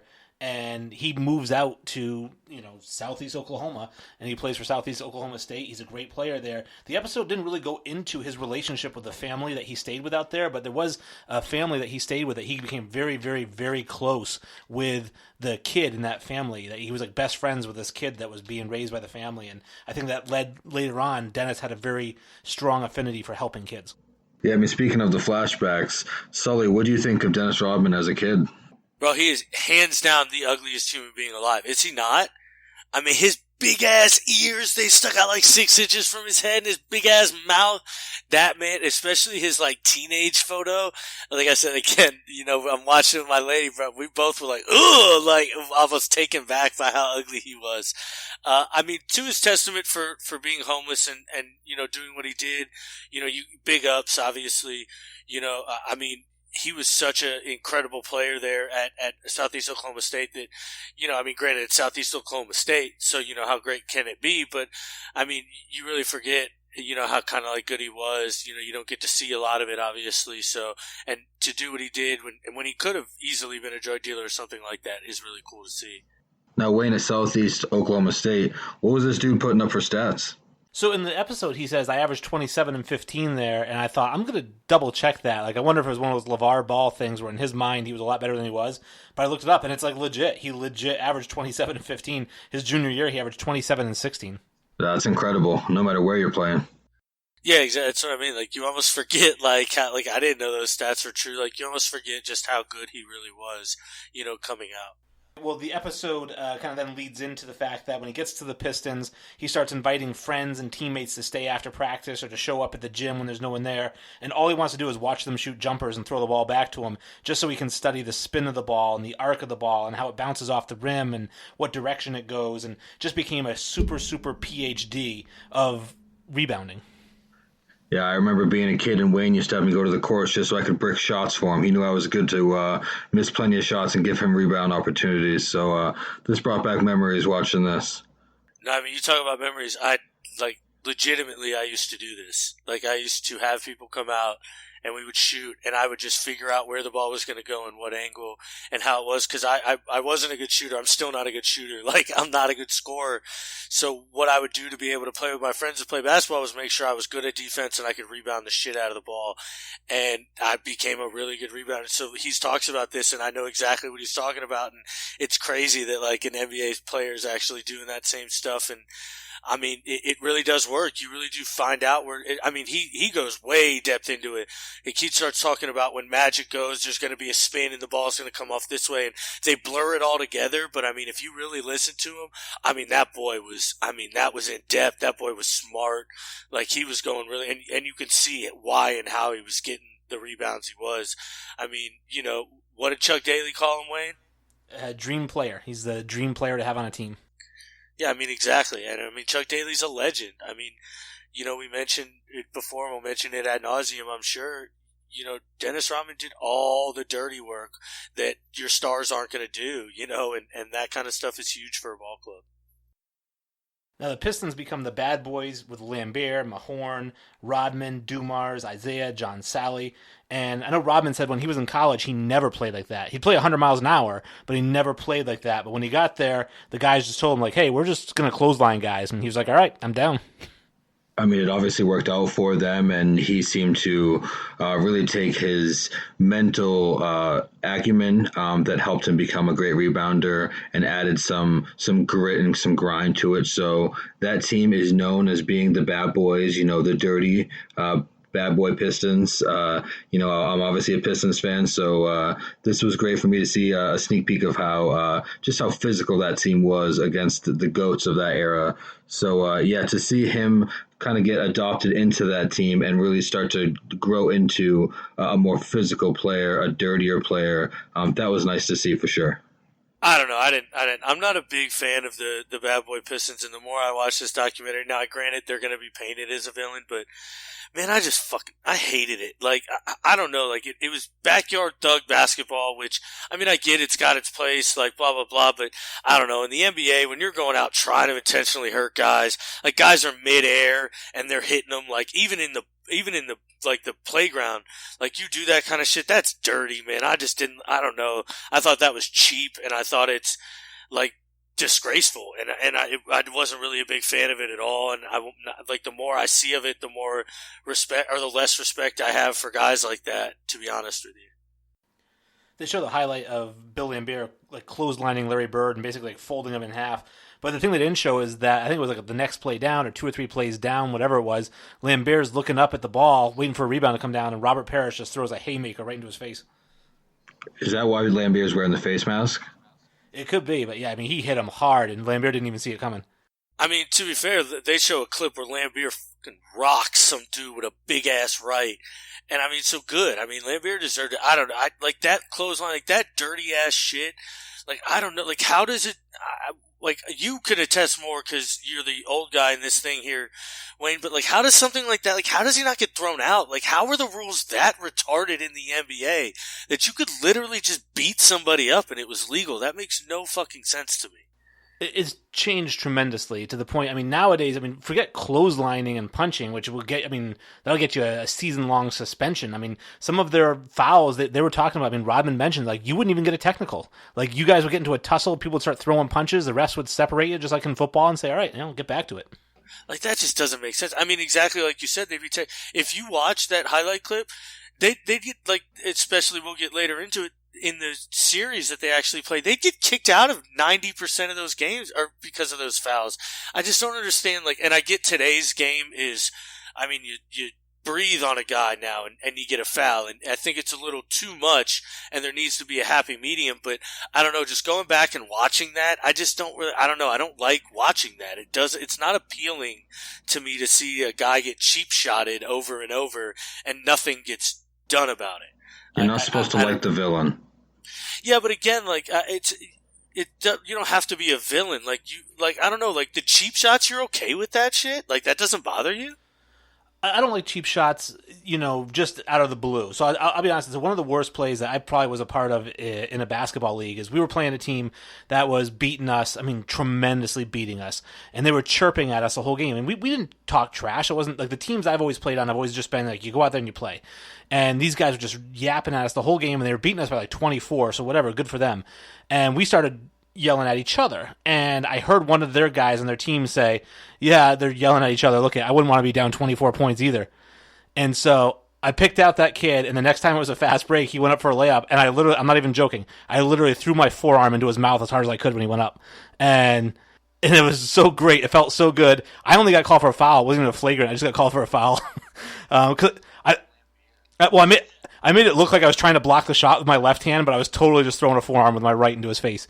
And so I understand that. Like, don't run your mouth. Shut the fuck up, So I understand those types of fouls, but just to hit a guy in the face because he's driving the lane, I don't agree with that.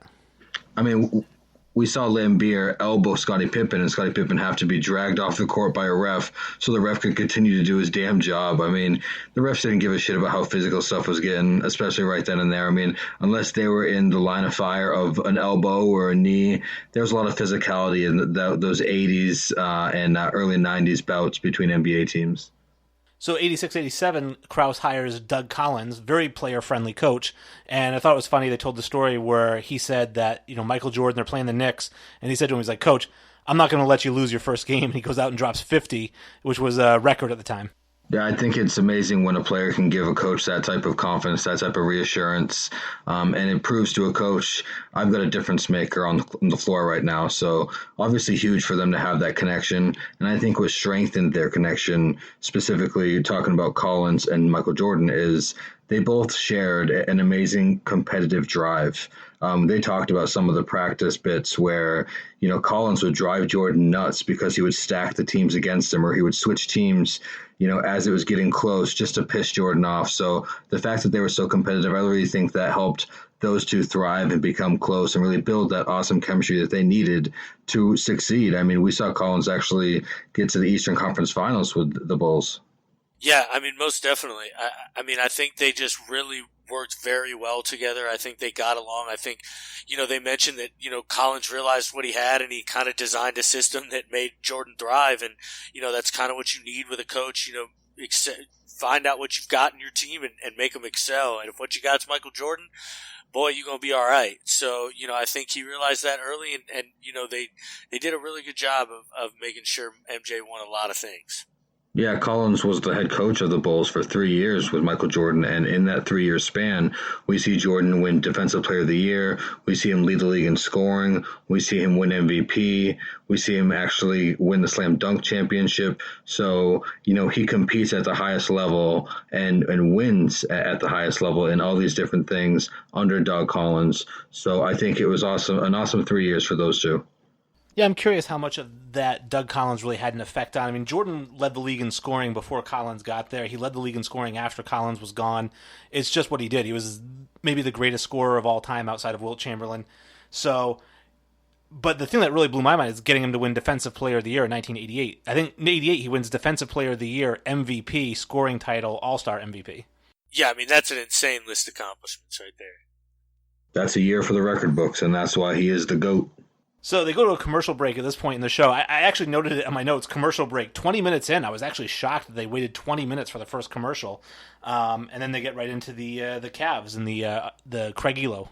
I was actually really surprised to hear that the Cavs had beaten the Bulls in that season series 6-0. I mean, I think of the Cavs before LeBron James as a laughingstock.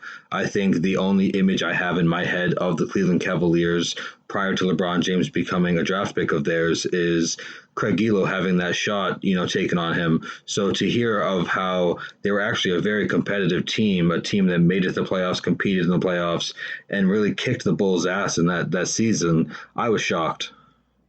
Yeah, everybody had the Bulls had the Bulls as a clear underdog in that series and had the Cavs as the favorite. So that was pretty interesting. And MJ, and the Bulls took him to the rails. And in Game 4, when MJ misses that free throw, if they don't end up winning that series, and they, because that was the game that if he makes that free throw, they probably go on to win that game and win the series. And, there's not the Game 5 that they need where he needs that heroic shot. It's probably a much bigger deal, but MJ, comes in and bangs that shot over Elo, and, the rest is history. Everybody knows what happened. I thought it was cool to see Ron Harper, who I mentioned last episode as being the steal signing by Jerry Krause, because the guy averaged 20 points per game up until he went to the Bulls. And then when he got to the Bulls, they said, no, you're a defensive specialist now. You're just going to guard the best player on the other team. And Ron Harper was a phenomenal defensive player one-on-one. So to see that he was the guy saying, hey, I'll take Mike. And they're like, no, we're going to put Elo on Mike. Which, no knock on Elo, because I know that he gets crapped on for Jordan hitting that shot. He played really good defense on that shot, and Jordan had a double clutch in the air to get it to go in. Yeah, I think, again, to bring up the tenacity of Ron Harper and the absolute honesty of this documentary, he was pissed that he wasn't defending Michael Jordan on the play. You saw him during his one-on-one interview. He was swearing up a storm as to why he wasn't defending Michael Jordan in that opportunity. So to get everybody's just brutal honesty in this documentary is what's raising it above the bar for sure. To be fair, the best part about the past and what ifs is you can always assume you were going to do something better than what Elo had done. So to be fair, I think Michael Jordan hits the shot over Ron Harper anyway. So, but you attest that Elo played great defense, and I did. I mean, Michael Jordan almost hovers in midair. It's crazy when you watch that, and he just stays. Elo gets there and his hand's there, and then he goes down and past, and MJ just stays up in the air. It's so incredible to watch. And Doug Collins' quote about everybody get out of the way and get Michael the fucking ball. That's such a cool quote, and it's such a real quote. You know what I mean? That's MJ in a nutshell. And it's a real testament to his jump shot in general. And I think we might have talked about it last episode, but everyone talks about Jordan's dunking ability and his ability to jump, which he could, but you really see that evidence. If you watch old still shots of Michael Jordan shooting jump shots, his waist is at people's face. Yeah, he's a wonderful scorer. No, his jump shooting ability, I think, is the most underrated aspect of not just his game, but I think everybody's game. Exactly what you said. Everybody says MJ's a dunker, blah, blah, blah, this and that. They show all these highlights, him switching midair, with his hands. His jump shot and his contested jump shot is what made him a 30-point scorer average. That guy could hit a jumper anywhere, any day. Doesn't matter who was on it. Yeah, go back and watch his finals against the Trailblazers where I believe it was in the first half. He ends up hitting 5 or 6 3-pointers. Yeah, it was like 6 in a row or something. It was like 6 out of 7. He was on fire that night. Yeah, the shrug game. He's shrugging off. Cliff Robinson. I think, we're going to continue to talk about how the Pistons are going against the Bulls and matching up when Robin was part of that bad boy Piston team. And it was important for the Pistons to knock off MJ and the Bulls because they didn't want, MJ to take that place on the mantle yet. So I thought that was important for them to say, we knew that people wanted MJ. They saw MJ and the Bulls as this next team, and we wanted to stop that. We wanted to slow that down.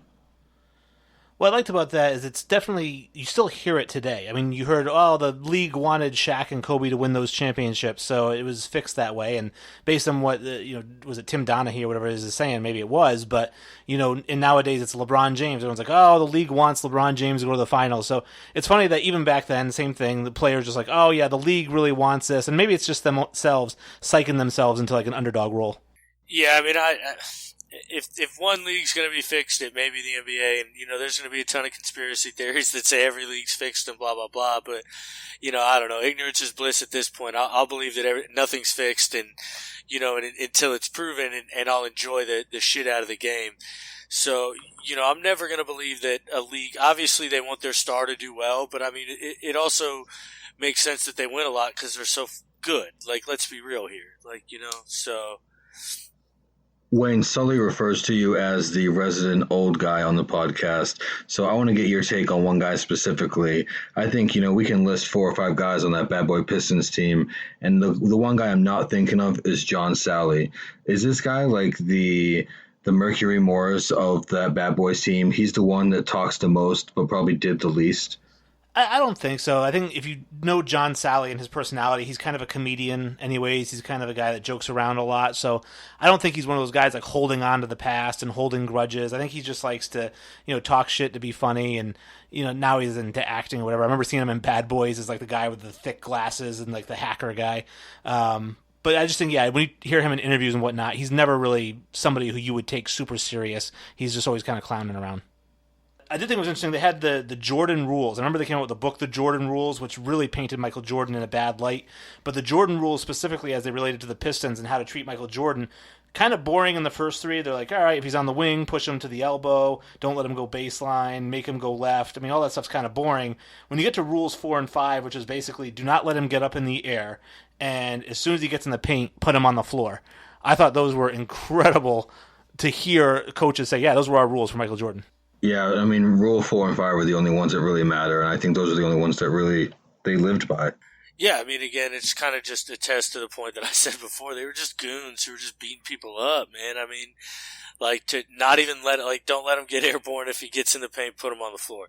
Like, I mean, like, that's just, you're genuinely telling your guys, hey, take cheap shots, which I get works and fit the rules and was a part of the game, and I understand that, and, I'm not knocking their greatness or what they did. I understand it was a great team. I just think, it's just a little too over the top for me to kind of enjoy it. But I think it was a real crazy take for them to openly admit it that, that's what we're doing. And, speaking of like the NFL take, Greg Williams, who told his guys, hey, you get that guy out, I'll give you $10,000. Well, it's like, well, shit, that's kind of what football is anyway. So, like, it's crazy to hear that.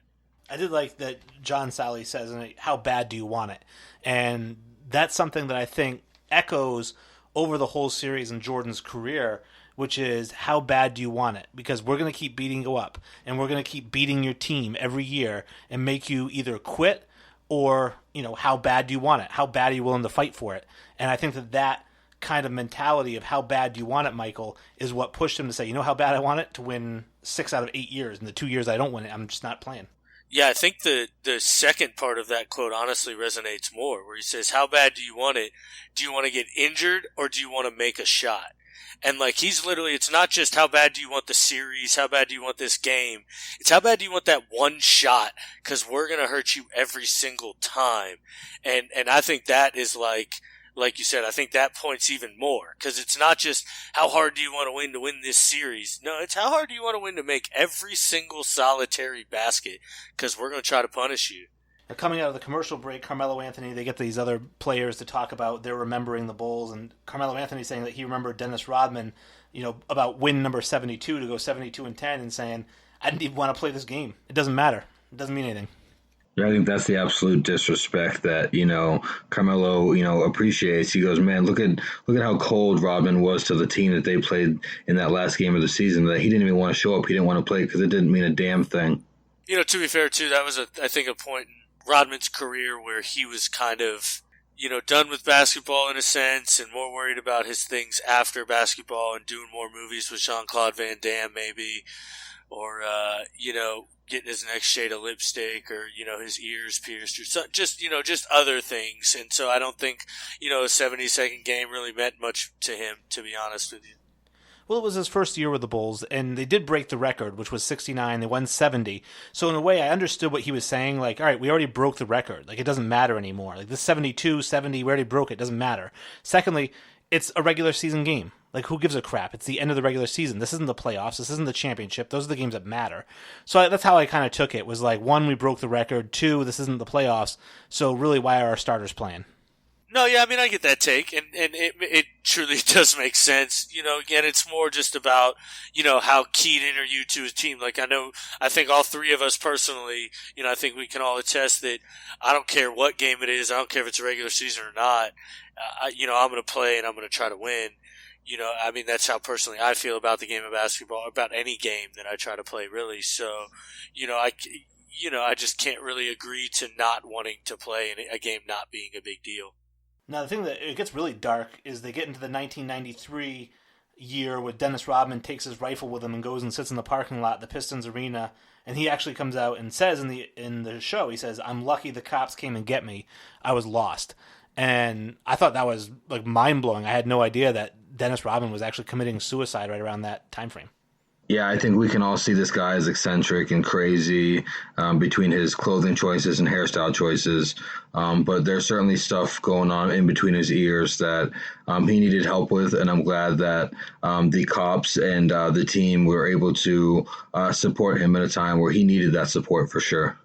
Yeah, most definitely. Like you mentioned, Wayne, it got dark real fast, and real fast. And, I had no clue that, that kind of happened in Dennis's, life really, and that he was that, kind of broken up about things apparently. But when you look at it, back at it, it was probably the best thing for him. He got traded to the Spurs after that. He started dating Madonna. He really kind of came out as a person and became who Dennis Rodman was. And granted, he may have been crazy and eccentric and all these things, but I bet you coming out and becoming that person really saved his life, honestly. And I never really thought about that, because why would you think about Dennis Rodman and why he was the way he was? But when you think about how, damn near almost a year before that, he had a gun in a truck and was ready to kill himself. And then he gets traded out of a spot, becomes this new person. And all of a sudden he's a happy individual, or what we perceive to be as happy. Maybe it really did save his life. And I thought Madonna was great for him in the sense telling him, like, listen, just be you. Don't try to please everybody. Don't try to be what everyone wants you to be. You want to dye your hair purple, dye your hair purple. You want to get a bunch of tattoos and lip rings, do that. You want to wear a wedding dress, like, you be you and don't worry about anybody else. And I think that she was so good for him in that sense because it did allow him to kind of open up and be who he really wanted to be. Yeah, I mean, support comes in all type of places, and for Dennis Rodman's best support system at that time to come from Madonna, it was something that he absolutely needed, and just an awesome individual to have as part of his life, someone who, like you said, Wayne, really allowed him to be an individual and who he wanted to be. Seemed like he was really struggling with who he wanted to be growing up. No, it was a headache, and I know that. I remember him wearing his towel over his head on the sidelines, taking his shoes off, and just sitting there in his socks, and just kind of being a pain in the ass. And when it comes up that he could have been traded before he went to the Spurs, that the Pistons had talked to the Bulls, and Jerry Krause said, "I don't want anything to do with that guy," and that they would actually eventually go and get him. And that first meeting at Krause's place where Phil meets Dennis, and Dennis doesn't want to shake his hand or stand up, and he's just kind of being a dick. And they're like, "Well, what do you think about playing for the Bulls with Jordan and Pippen?" He's like, "Yeah, whatever, man." Yeah, he's very nonchalant about it. He doesn't seem like he's really blown away with the opportunity or like he's taking it super serious. So it was very nice to get the retrospect of that first meeting between the legendary Phil Jackson and the legendary Dennis Rodman to find out how they both handled themselves in that situation. The fact that Rodman was a true Rodman, he was who he was. He didn't impress Phil Jackson at all. So it was nice to get that piece for sure. Yeah, most definitely. No real shock there. I mean, it's not surprising that Krause really didn't kind of like him, and it's really not surprising that he went and got him anyway, because I think he understands it's what's better for the team, and then, Phil, we'll talk about this, I think, a little, and we did talk about it, but, he's got a great ability to kind of figuring out what you like and being that guy. And I think he did that with Rodman and was able to kind of bring him around and bring him into what Chicago was thinking and wanted. Jordan had the quote in there as well that Rodman was one of the smartest players he ever played with. And I know we touched on it earlier in the recap of this episode, just the studying of the shots and whatnot. But I thought just great praise from Michael Jordan, kind of like, whatever we throw at this guy, he's going to get it. Like, he understands the game of basketball. He's incredibly smart basketball IQ-wise. Yeah, again, praising Dennis Rodman's mental capacity, the fact that it's not just physical ability that will make you one of the most tenacious defensive players of all time and one of the greatest rebounders of all time. It's the time you put into watching and studying the game. And so, again, to see Michael Jordan give Scottie his due in the episode prior and then in this episode, just one of the highest things you can say about a player, what he says about Rodman, it's great to see coming from the GOAT. Yeah, most definitely. I think, you can tell they had an immediate respect for him. I mean, they played against him, so, you mentioned how Dennis said he wasn't really excited. How you excited to play with Michael and Scottie? And it's like, well, these guys have been my enemy for so long that I don't know if I could technically be excited to play with them. But obviously the respect is there, and Jordan knows that what Rodman is and how smart he was and things like that. And then also the ability to recognize him into the team and Pippen saying, hey, look, man, it doesn't matter what we used to do or how we were, you do your job and we're going to love you. You know what I'm saying? Like, we're going to love you on this team as long as you do your job and compete. And, I think that's a testament to these gentlemen's leadership and things like that.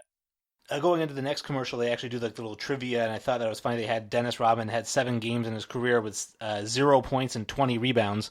Marcus Camby had 2. He's in second place, and I thought, what a great statistic, because to rebound requires so much effort, and to think that you're putting in all that effort to grab every missed shot, but you don't care about taking one yourself. Yeah, I saw this trivia question come up, and are you guys going to be shocked when my guess was actually Ben Wallace and not Marcus Camby? I thought that Ben Wallace would have had the opportunity to grab a few 20-rebound games, and we know he's not known for his offensive prowess, so they didn't really give me a lot of time to guess. Of course, it was Marcus Camby with the 2 games, but I thought it was actually Ben Wallace. So I'm actually really glad you brought that up, Jesse. If I have one gripe about this show, is that they don't give you enough time with the trivia. They should ask the trivia question, go to their commercial, and then come back with the answer. So ESPN, listen, get your shit right. That's what you should do. I think it's a crazy stat because, like you said, I'd love to know how many of those rebounds were offensive rebounds to where you're like literally right there and a chance to just put it back up most of the time. Like, you know, like I said, like I wasn't a scorer. I'd still get 10 points a game because I'd get, 10 rebounds. And so eventually I'm going to be there in a spot to just put the ball right back up. And so you would think if you get 20 boards, you'll be there. So I agree. I thought that was such a crazy number. How do you not even fall into one bucket? Yeah. The statistic I'd be curious to see is, all right, that's 0 points, 20 rebounds. How many games in his career did Dennis Rodman have under 10 points and 20 rebounds? And I bet you it's over 100 games. Oh, probably. Easy. January 1998, the Chicago Bulls are 24-11, which I thought was crazy when they brought that up because I'm like, oh, they just said 5 minutes ago they started off 8-7, so they went 16-4 at a little bit of a stretch there right before Pippen came back. Yeah, like we had mentioned, Jordan and Rodman kind of created this bond and they just really took over and Phil mentioned it, if Rodman wasn't on this team, I don't know what we would have done, and I mean, I think that's really huge. I mean, that team made such a giant jump in 20 games to go 16-4, after the rough start of the beginning of the season and kind of find their own and who they were, I think is a really good, was like a really needed jump for the team at that point.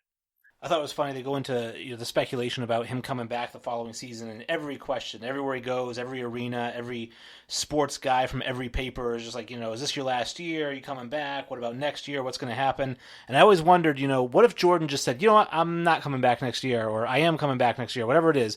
He answers a question. Would it just get dead silent in the locker room and they all look at each other like, I don't know what to ask now? Yeah, I mean, they were certainly just there to be a distraction. I know they're there for a story, but he was pissed off about every time he had to answer that. And I mean, we talked about it earlier in the documentary that this guy just really wanted the opportunity to focus on defending their championship and focusing on, building this team up and having their chance to defend. And you can't do that when after every game, I mean, in the All-Star weekend, that's when he's getting hammered with questions. And so it just seems ridiculous that this guy and this team can't play to their full potential when they're having to deal with media distractions. But we know we're not new to media distractions. It seems all but normal in sports now with, Twitter and, the amount of times we see athletes with cameras in their faces. Yeah, I always wondered that about media. And I get it. I get everybody's got a boss and everybody's got a job to do, and they probably tell them, get this fucking answer, blah, blah, blah. But, there's all these people surrounding them. They ask all these questions, and every media guy asks the same question, just in a different form. And, you really think you're going to be the guy that he changes his answer to and all of a sudden gives a different answer? It never made sense to me. I'll never understand it. I think it's the dumbest shit ever. I mean, I get having to ask it once, say, hey, Mike, you coming back? I don't know. I'm going to play out the season, blah, blah, blah. But I mean, the very next guy asks, so, Michael, we're not sure if you're coming back. It's come the fuck on. Are we serious here? It's so annoying. That's what I love about Belichick is he's the guy that'll be like, how many times are you going to ask the same question? Yeah, I mean, at some point you have to ask. And I mean, I guess that's why Michael Jordan's got 7 quote-unquote security guards with him at all times, which I thought was bonkers. Did you guys see that? Yeah, what did they call him? Yeah, the sniff team. Yeah, the sniff team. What was that? I thought that was so weird. It's Captain Sniff. The guy with the mullet, did you see that? The guy with the blonde mullet? Bro, these guys were, I mean, I don't know. I thought it was a weird, awkward group of men that just kind of, I guess, were protecting Michael. I don't know.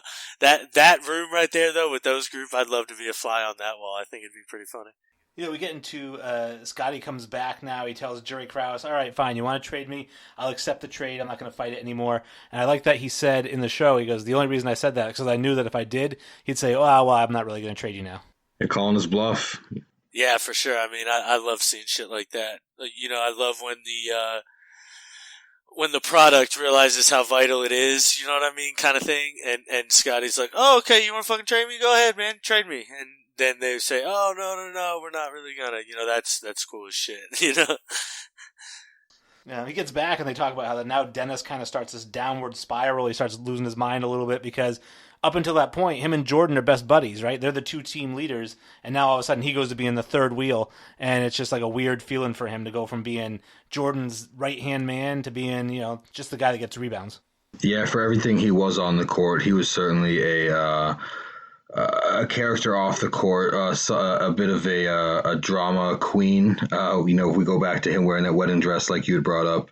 But we have a guy that dealt with emotions more recently and managing egos in Steve Kerr in terms of coaching the Golden State Warriors more recently to their dynasty. But he was very honest and candid, saying, to get the best out of Dennis, you had to give him a lot of rope. You had to give him some slack because, this is just the type of guy he is.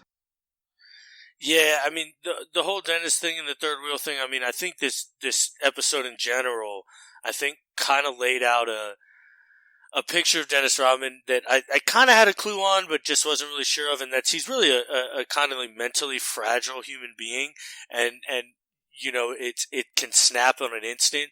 And you also mentioned the word queen, and I kind of had this discussion, and this is wide open, I don't know, blah blah blah, but I think maybe Dennis Rodman would like to be gender fluid at some point, kind of thing like that. I don't think he really I think if he grew up in our day and age, he would see himself as gender fluid and things like that. And so to be kind of trapped in that in a masculine kind of sports thing. Now, obviously I have no idea if any of this is true. This is my speculation on him wearing dresses and acting very effeminate and things like that. And there's obviously nothing wrong with that, but I'm sure he found that very struggling as a human being if that was very true. And it would attest to some of the mental struggles he had as a person. And, he mentions, he needs to get away and he needs a vacation and he goes to Vegas and, he's going to say he's only been gone for 48 hours and we all know what happens next. Yeah, so like you mentioned, the 90s is not an easy time to be trying to be yourself. And so he partied hard, which a lot did in the 90s. And that's what led to his vacation. Yeah, Michael says he's not coming back. And he says to Phil Jackson. All right, so cool. So that wraps up episode 1. And then we'll talk a little Phil Jackson in just a second. All right, so episode 4 starts off. We've got Dennis Rodman has now taken double the allotted 48 hours that they gave him, just like Michael Jordan said. And so MJ decides he's got to go up to the hotel room to grab him. Carmen Electra hides behind the couch. It's just a whole shit show, and they got to drag him out of bed. Yeah, I mean, it was pretty crazy. It was funny to watch. Dennis Rodman, I think everybody knew he wasn't going to come back. Jordan had told him he wasn't going to come back, and they really didn't. I don't think took Jordan's word to heart. But I think Jordan knew his guy and knew Rodman wasn't going to come back, and Carmen Electra, speaking to her, God, she's still a fucking smoke show, is she not? Like, she is still just smoking hot. I forgot about how hot she was, so. Not only did I forget how hot Carmen Electra was, I forgot that she existed, so it was really nice to see her back on screen, and then the flashbacks to her sitting at the tables back in the day with Dennis Rodman out in Vegas, so things were certainly popping off. Yeah, she was a Playboy playmate, and I actually remember her for taking over for Jenny McCarthy, I think, on Singled Out on MTV. Yeah, she did do that, too. That's right. She was also on Baywatch, too, for a time with Pam Anderson, I'm pretty sure. So she was doing all the standard 90s, women, hot woman things back then, but she deserved it. She was a smoke show. So they get Dennis out of bed. They drag him back to get him in shape for practice. Like, we got to do something to get Dennis in shape. So they start doing this Indian drill, which I remember doing myself. But it's like, everyone runs around the court, and then the coach blows the whistle, and the guy at the back of the line has to run to the front of the line. So MJ's like, all right, guys, let's all dog it so that, we're not running for hours for Dennis. And he said Dennis takes the lead, and it took him 4 laps to catch up. Yeah, I mean, I've done this drill, like you mentioned, you've done this drill, too, then. If somebody actually does that and you can't catch him, it is pure misery, and it's the absolute worst. We used to do it, too, that if you got caught by the front guy, then you had to run for the rest of practice, the next practice, you had to run at that point. So, I mean, that's like the worst drill of all time, I remember. That thing sucked. Yeah, for sure. It sounds like Phil had some crazy philosophies to get them physically ready, mentally ready, and knowing that you guys went through the same drills and had to go through that physical pain. I know a lot of the fans will also know that they went through drills like that and they know the physical pain as well. But going into Phil's his connection to the team, where he tries to connect, the Native American background, his Native American background, and that type of philosophy into the team. I like that connection. I like seeing that and his background with it, and going back to when he was a kid. Yeah, I actually did find that really amazing too. Like that part of it was honestly one of the more interesting parts I thought of the whole episode, if I'm being quite honest. I mean, also like how perfect is Phil realizing it, like who people are and like becoming who they need him to be. Like, I think that's what really like made him stand out as a coach and what made him as great as he was. Like, almost as like a therapist, like, he would figure out like who you needed to be and just kind of like be that person for you to bring out the best in you. And I thought that's what made him so fucking great. And that's what I tell people when people dog on Phil for not being a great coach. I always say it's, Phil Jackson is a certain type of coach. He's a personality manager. So he's a guy that Dennis Rodman can't play for any coach. And I think of coaches like Pat Riley. I don't think Pat Riley could coach Dennis Rodman, but although Chuck Daly did. But I think that Phil was the perfect match for Dennis. Yeah, for sure. Especially in that, city, in that place, where, there were already bigger stars and Rodman wasn't necessarily the biggest star and things like that. Kerr comes on there and mentions he's never, met such a different and genuine coach than Phil. And, how like much greatness does Phil Jackson get for Steve Kerr's success in the NFL or in the NBA, do you think? I'm actually not 100% familiar with Steve Kerr's backstory. I know that he played on a couple of teams.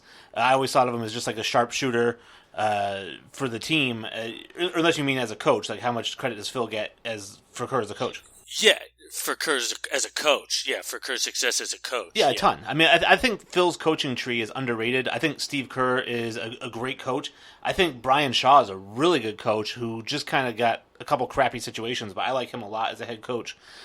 Derek Fisher I don't even think is a bad coach. It just you happen to be coaching the Knicks. That was a problem. Yeah, he had great success with amazing players, and I think that's why people question how great he really was, because he's got two of the greatest shooting guards of all time in Jordan and Kobe. But I definitely agree with what you were saying, Wayne, as far as how he had to manage personalities.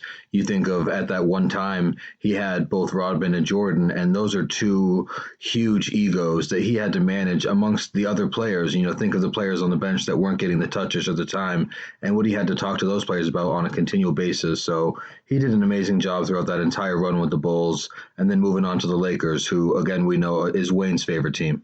Yeah, I thought it was one of the cool things I thought is when they talked about Phil Jackson when he was a player, and I knew he played for the Knicks, and I knew he played on the Knicks championship team, but when they said that his style of play was very similar to Detroit Pistons' Dennis Rodman, just 100 miles per hour, grabbing rebounds, all of his points are basically putbacks. I thought that was interesting, and I wondered if that was why he was able to connect with Dennis or why he liked Dennis so much.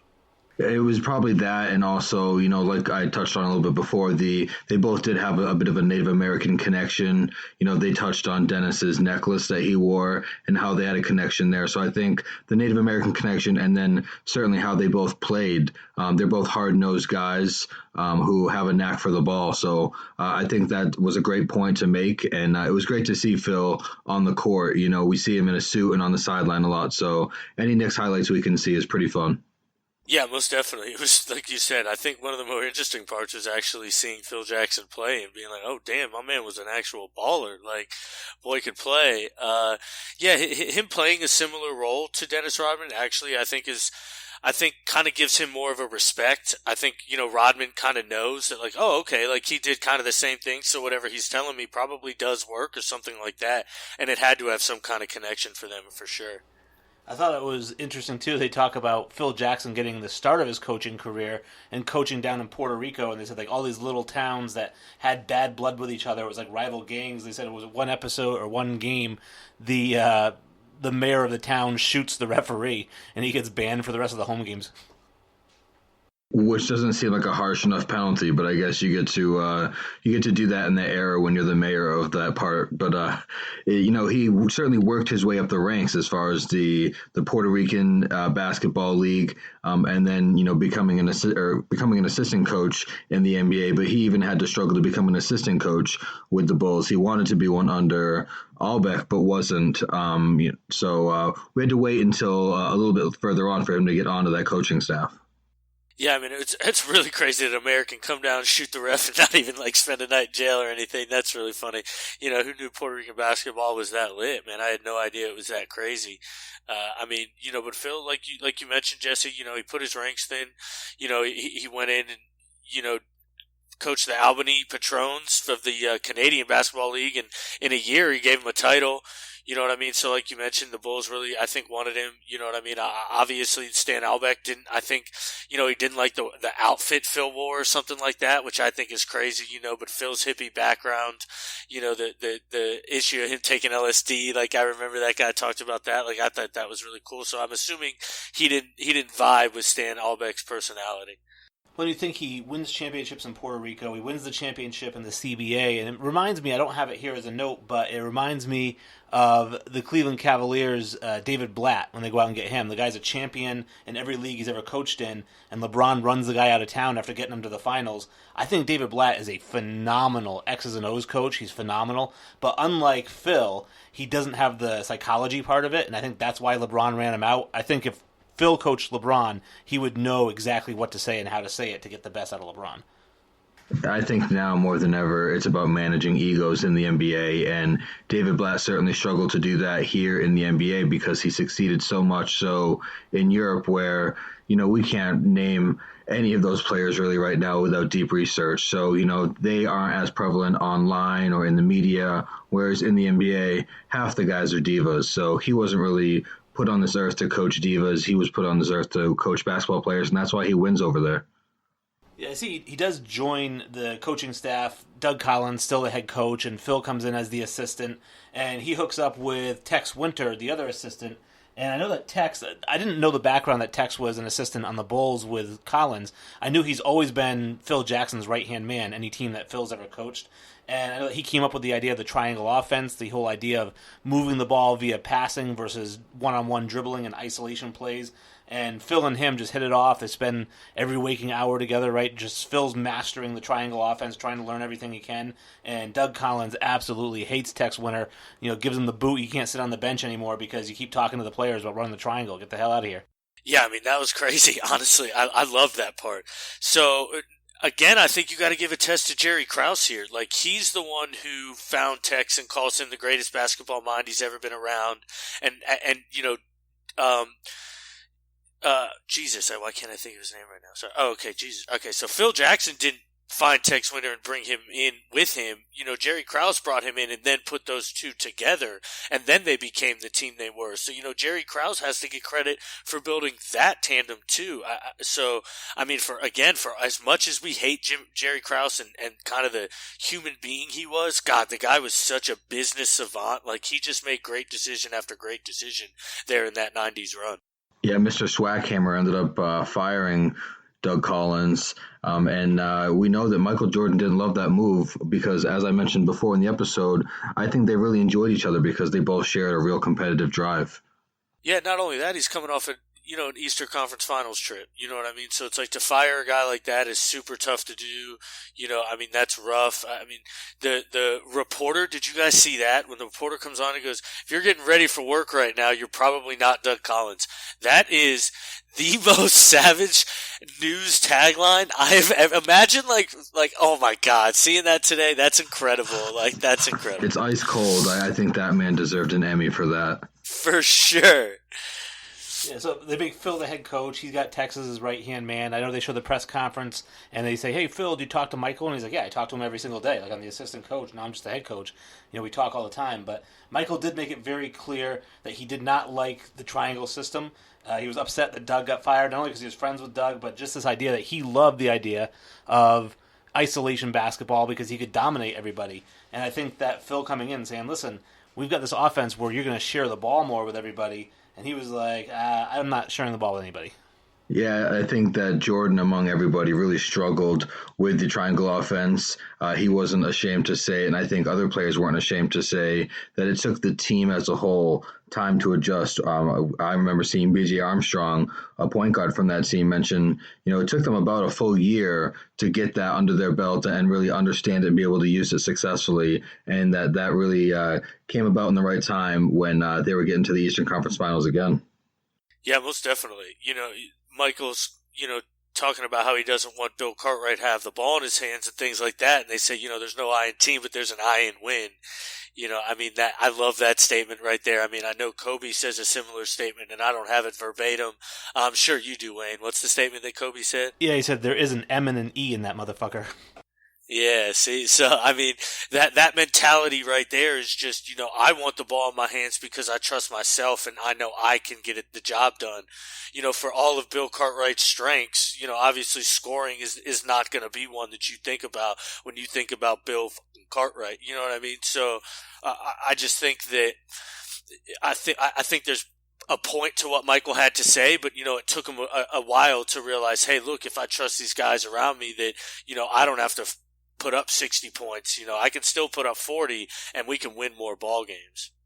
Yeah, that system was really implemented with the Bulls specifically to beat that Pistons team that was, focusing on beating down Michael Jordan because he was the one that was being the main focus on the offense. So, the more that they got to get it under their belt and become better with it, the more equipped they were to surpass that team once they reached the Eastern Conference Finals again.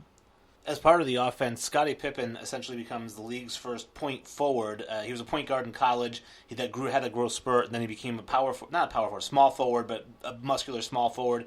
He becomes the first point forward, and in 1990 he makes his first All-Star game, the first of 7.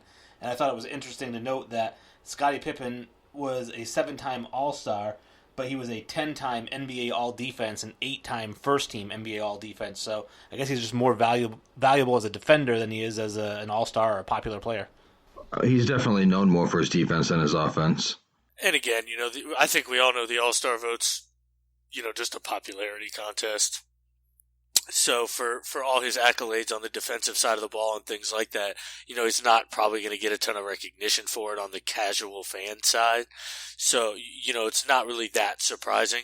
Well, seeing him play the point forward, though, I think is incredibly fun to watch, though. Like, that was really cool.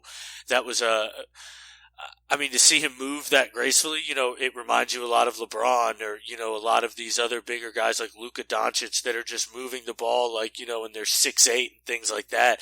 Seeing Scottie do it back in 98 and being a trendsetter was a really cool thing to witness. Now, let me ask you guys, was he really a trendsetter at that point when we saw a guy who was a little 6'9", doing it for the Lakers, winning championships? I mean, Magic Johnson was super versatile, bringing the ball down the court, posting guys up. I mean, wouldn't he be truly considered that first point forward? Yeah, but he was never a forward. Like, Magic was, yes, he played center when he had to be. Magic was a point guard to start. You know what I mean? Like, that was kind of his position to begin with. So when I say point forward, I mean somebody that's genuinely always a small forward, but he just brings the ball up the court. So, you know what I mean? Like, Magic was the point guard position on his teams.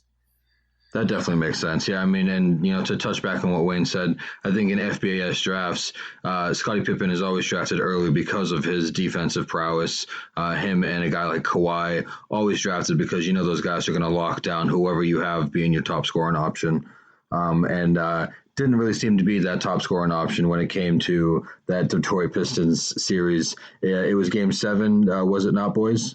Yeah, Game 7 was the migraine game. That was the game they lose by 20 in Game 7 of the ECF. And I thought it was funny right off the bat. They said to Michael, was this Scottie's migraine game? And he just goes, yeah.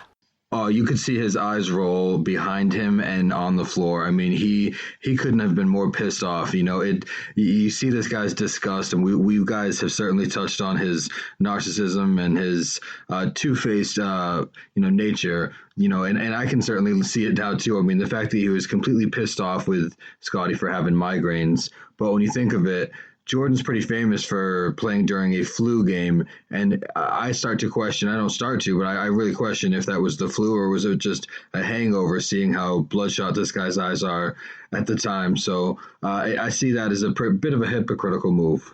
Well, not only that, I mean, personally, I've never had a migraine, so I can't really attest to them. I've also,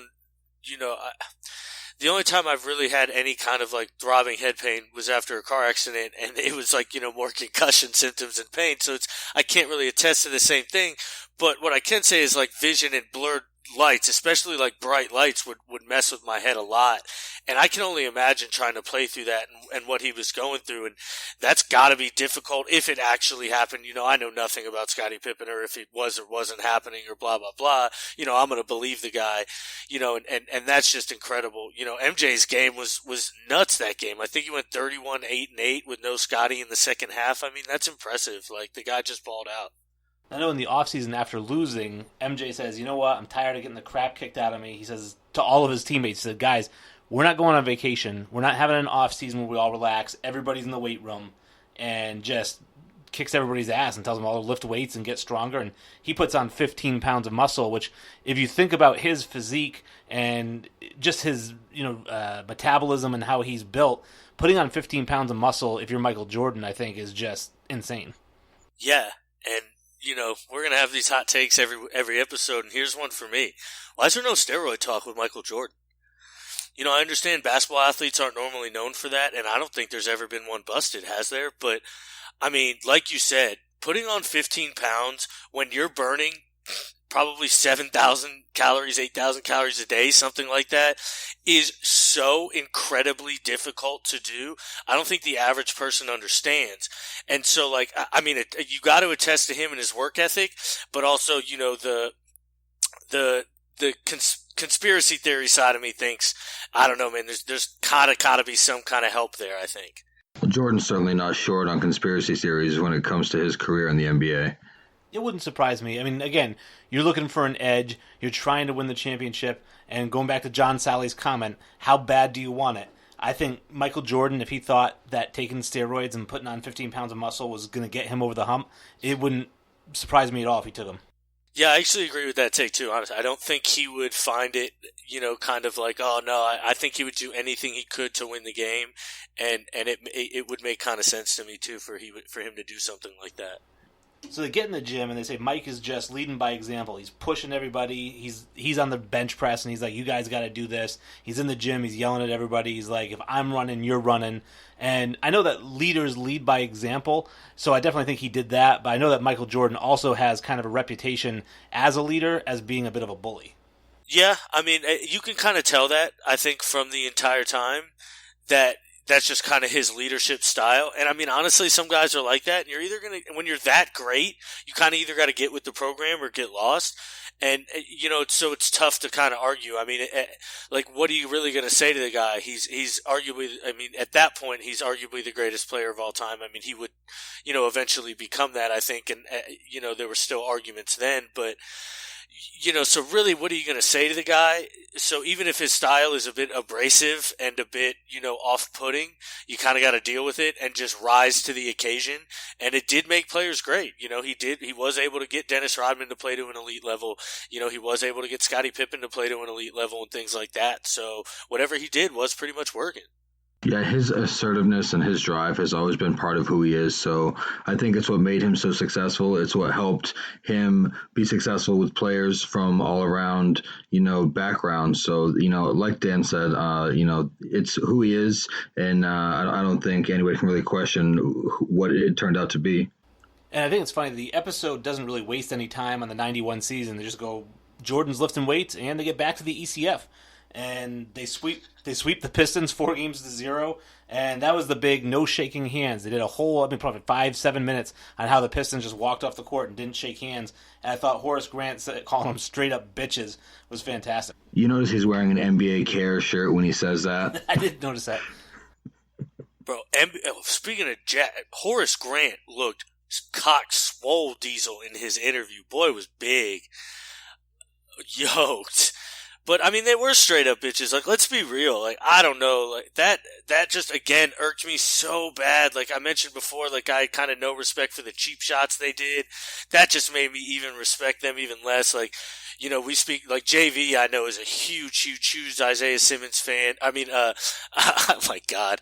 NFL draft talk's still in me there. And Isaiah, oh my God, somebody help me out here, guys. Thomas, Jesus. A big Isaiah Thomas fan, and I know JV supports him a lot, and I just could never get really behind Isaiah. I know his game's kind of good, and it's actually really good. I say kind of good. Obviously, this game's great, but I just don't like him as a person. And even today, when he keeps throwing out these little jabs every now and then, it's like, I don't know. It just seems like he's so petty and so I don't know. I hate that shit. It bothers me so much. Yeah, I did like that Michael pointed out that every time they lost to the Pistons, whatever it was, 2-3 years in a row, it was every time we lost, I shook every one of those guys' hands before I left the floor. And I was pissed. I didn't want to shake anybody's hand, but that's just what you do. You don't walk off the court without shaking hands. Yeah, I mean, you see the producer trying to show Mike what Isaiah Thomas was going to say, and it's just so funny. See, I don't want to see it. I already know what's happening. This guy's just going to try and say if he could go back, he'd change it, but, he doesn't give a shit. It's what he meant in the time, and, the fact that he walked off the court, I have no respect for it. I have no respect for him. So still to this day, you see that they have bitter feelings for each other. Well, his exact quote, I think, was, there's no way you can convince me that he's not an asshole. And I think that bad blood goes way back. If I remember reading an article correctly, it goes way back to Isaiah Thomas in the All-Star game. I think maybe Mike's first All-Star game, freezing him out, telling all the other veterans, hey, let's not pass Michael the ball in this All-Star game. And that got back to Michael, and ever since then, he just hated the guy. And then, of course, you had the whole Pistons beating him up, and then you had the whole nod shaking hands. And I think Michael just had a really long, bad history with Isaiah Thomas. Wow, if that All-Star bit's really true, that's cold. See, that's just another reason I hate Isaiah Thomas. Man, fuck Isaiah. God. Well, I think, you guys share some hate for Isaiah Thomas. I'm not a huge fan of him, even though I am a Pistons fan at heart. But, the fact that Michael Jordan hated him, he took it to a new level when that dream team that is still world renowned, I think, there are rumors that Michael hated him so much that his influence with Rod Thorne as part of that team kept Isaiah Thomas off that team as a whole. And, you consider Isaiah Thomas's high school, collegiate, and NBA career. He's got championships galore. The guy's got points and assists.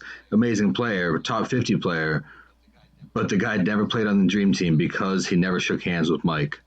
I keep hoping that the next episode's going to touch on that because we're right around that dream team time where they're picking the players.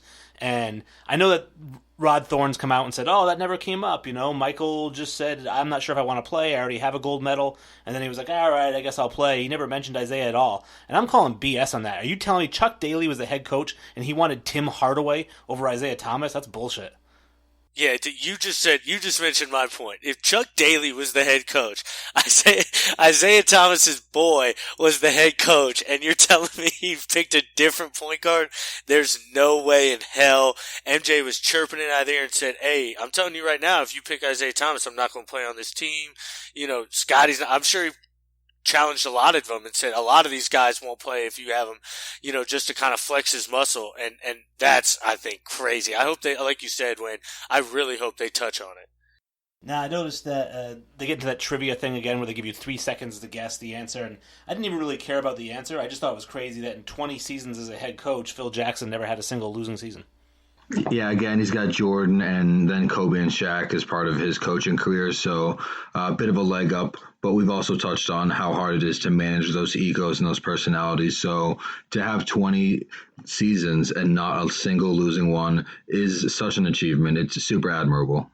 That's crazy to think about. Just not even to avoid, it's not even just about the coaching too, to avoid the crazy injury or something like that. Or, we're seeing it right now with Golden State. The team just won 70 some odd games. And then 2 years later, 2 injuries happen and they're going to be a below 500 team. You never know what can happen. And just for Phil to avoid all of that and be such a great coach, it's such an incredible career.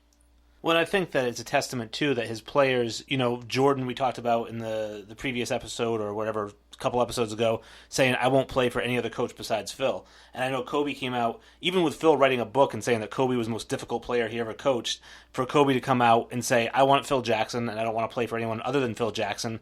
I think except for Mike Krzyzewski. That was the only exception that he made. He said, I'll play for Coach K or I'll play for Phil, but I don't want to play for Rudy Tomjanovich.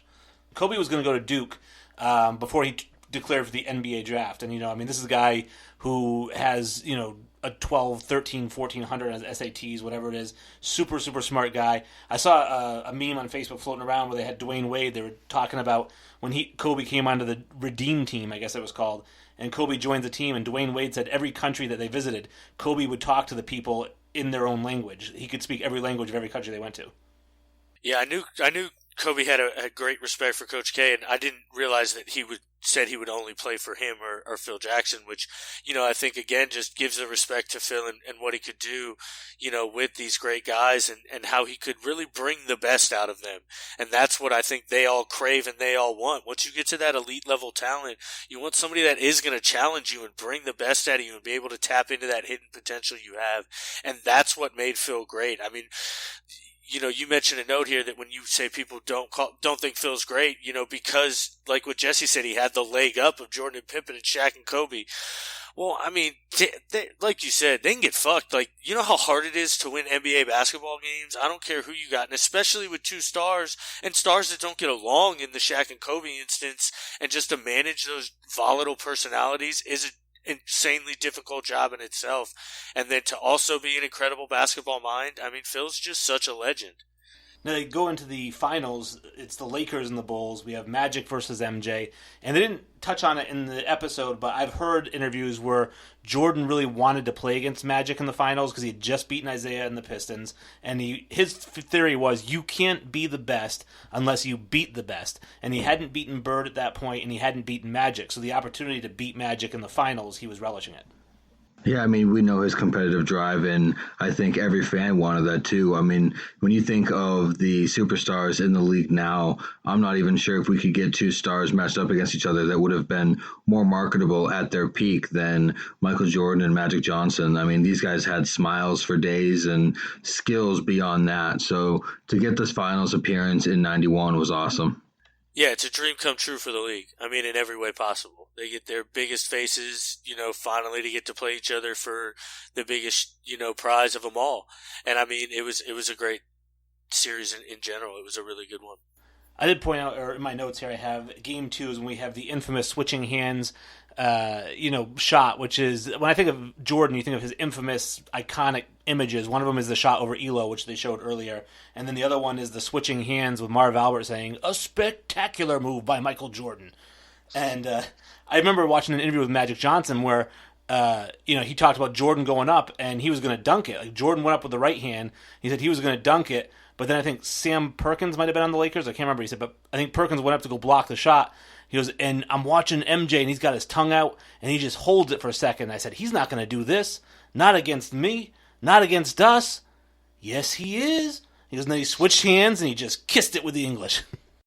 Yeah, I mean, it's like you said, it's such an infamous play. It's such an incredible play to watch. And you also have a note that it's so unnecessary. And I've thought that since the day I've seen this play. Like, why does he even switch hands to begin with? And, you watch the play and you look closely, and yes, there is a Laker there that, I mean, he cocks his hands back like he's going to jump, but then you also see him like, nah, I ain't rising up to get dunked on by MJ in the finals. Like, that ain't going to happen. So he doesn't even bother to jump, and MJ yet still switches hands. I mean, maybe he's already in motion there, but I mean, I feel like it was so unnecessary, but so beautiful to see, obviously. I wanted to make sure to mention that the Bulls actually had home court advantage in that series. So they were starting that series in Chicago. And, we jumped right into Game 2 in that unnecessary highlight that I love to see as well. But in Game 1, the Lakers actually won in a very close game. It was won by a late bucket. So they both left that game with very different ideas.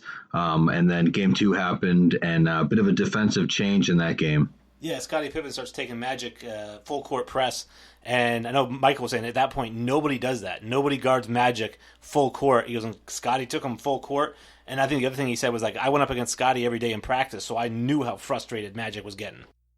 Yeah, I mean, I like we mentioned, Pippen is the point forward, and then you immediately threw Magic's name out there because of the size and length and things like that. And I think that's why Pippen is, such a great matchup. He's able to be a point forward, so he's clearly has the agility and quickness to be a point guard. So naturally, he could probably cover Magic to the length of the floor, and so they pulled that out, and it worked brilliantly. I mean, we obviously saw the results, and Something I noticed from these scores in general when they always list them, I see like the max, it's like 110 to 108 in double overtime and stuff like that. It's like 94 to 86. If Jordan plays today, how many points does he average a game? Like, legitimate question, how many points do we think he averages a game if he starts his career in his prime and and has it in his prime in today's age?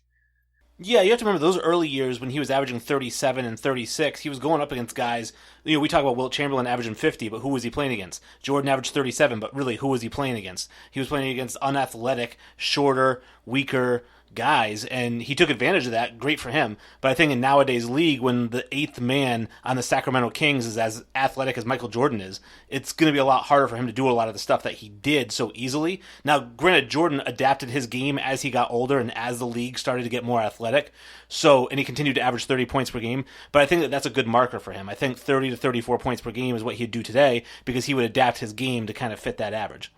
I don't know. I just think with the increased scoring, I think he'd flirt somewhere more around the 40 point. I think it'd be like what Harden's doing now, like 36, 37, 38. So I think that's where he would be. But I mean, the sky's the limit, because also 3-point was kind of never his thing. He excelled, like we mentioned last episode, he excelled at that jumper.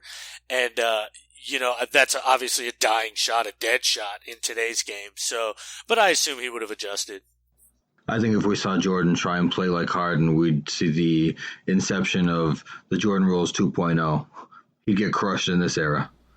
I don't know, because Harden doesn't, and Harden drives the lane a lot, and Westbrook too. Westbrook attacks the rim like probably nobody we've seen in a really long time. Like, he goes right at the rim, and nobody puts Westbrook on his ass. So I think that, it's a softer league. I don't think people would knock him down.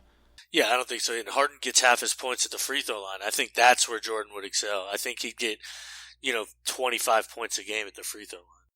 With Game 5, it's 80-80 in the fourth quarter, and the coach says, Phil Jackson says, find John Paxson. He's like, who's open? And Jordan says, Paxson's open. He goes, then find him. Get him the ball. So he gets him the ball and knocks down a shot, and Jordan's like, all right, I'll throw him the ball again. He hits another shot, and I think that's when the light switch goes off. It seems like in the episode where he's like, now I realize my teammates can score. My teammates can do things. Like, I don't have to do it all. Even though he'd been doing the triangle for 2 years at that point, it was Paxson hitting those shots that he realizes I can lean on these guys. Well, as Sully had mentioned, he didn't really have respect or trust in his teammates to do it when it mattered. When he spoke about Bill Cartwright having the ball in late game situations and a guy like John Paxson, these guys had to prove themselves, but in the same token, Mike had to give them the opportunities for these guys to prove themselves. So we saw Paxson get that opportunity, and once he hit one, Jordan knew that he was going to be able to hit another and another and another. So that was great to see him start to build that trust in his teammates. I believe he averaged 11 assists in that series, though. Yeah, I definitely thought that was a really cool take to see him. Like you mentioned, when the light bulb kind of went off, and they kind of made it even seem like that in the episode. Like, oh snap! Like, I don't have to do everything, and we can win ball games, and that's what really was, I think, the whole turning point at everything in Chicago. And they win the championship. Jordan gets the trophy. He's crying, and I think all the teammates that they interviewed said, we had never seen him emotional. Like, we'd seen him yelling at people and seen him angry and frustrated, but we'd never seen him emotional, crying. It was a weird sight for them. Yeah, the embrace he has with his father and the trophy. When we've all seen that iconic photo where he's holding the trophy and crying, but then when his father comes up and he starts crying and he holds him as he's holding the trophy. I'm not gonna lie, it made me tear up a little. It was so just moving, and it's just so touching, and to just see somebody who, you knew tried so hard to achieve a goal for so long. And then also, like we mentioned in the episode 1, where, he wanted his father's approval so bad. And then to get the championship that he craved and to get his father's approval right there in that moment, I thought was just beautiful to watch. Well, if that one gets you, I'm sure in the next episode or two, when he comes back to basketball after his dad's murdered, and they win that championship on Father's Day, that first one, and he just falls in the locker room and starts crying on the floor. Oh yeah, it's gonna be heartbreaking. I know the story, but yeah, it's gonna be heartbreaking. Now, they fast forward from the championship. They show the guys on the plane playing cards. And I know Jordan's playing with Scotty Burrell, who I recognized right away. I always liked Scott Burrell as a player. He played at UConn. But he was a superstar, A-plus minor league baseball prospect. Guy had a 98-mile-per-hour fastball. I thought that was kind of cool to see him And then also Jordan talking about, like, oh, is your girlfriend watching this? Because this guy goes out every night. He's not staying in. Yeah, I mean, this guy may have a fireball, but Jordan certainly outed this guy completely on tape. He was begging Jordan not to air it, not to tape it. So calling him an alcoholic, saying he's getting with all the girls. It was certainly crazy to see Jordan just dump on a guy like that. Isn't that what D'Angelo Russell did? Yeah, it's exactly what D'Angelo Russell did. Yeah, I mean, that was really funny. I was dying watching that. It was hilarious. Just ragging on the guy. That poor dude, man. I feel bad for him, honestly. So the episode actually kind of wraps up with Jerry Krause goes public in the newspaper and kind of makes, we already knew this, but he kind of says, we want Mike back, but there's no way in hell I'm bringing Phil back. Like, Phil's done. This is his last year. And they were saying, why would Jerry Krause come out with this now while they're in the middle of a championship run? And Mike comes out and says, I'm not playing for anybody else. I understand he wants me back, but that's the deal. Phil doesn't come back. I don't come back. End of story. And they're like, well, he said Phil's not coming back. He goes, well, then I'm not coming back. And then you hear the announcer say, is this the end of the Bulls as we know it? Yeah, then we see the episode fade off. Once again, an amazing episode, an amazing night of the Last Dance documentary. I can't wait for this weekend's episode so that we can recap it, but I just want to soak it all up. I think this has been an awesome documentary so far, for sure, to be able to take all this in and see the bits and pieces that nobody has ever been able to see before. Yeah, I think what they're doing is just brilliant, and I'm just really, really, really excited to see the rest of it. I mean, I'm counting down the days till every Sunday now. And like I said, the two things that I really want to see next episode, if they're going to talk about the Dream Team, I want to hear him say, I kept Isaiah off the Dream Team, and then put up two fucking middle fingers. That's the first thing I want to see. And then the second thing I want to see is when they're showing the footage from the Dream Team practicing and whatnot, I want to see him Taco Bell diarrhea shitting all over Christian Laettner. As a Duke guy, I can't believe you'd say that.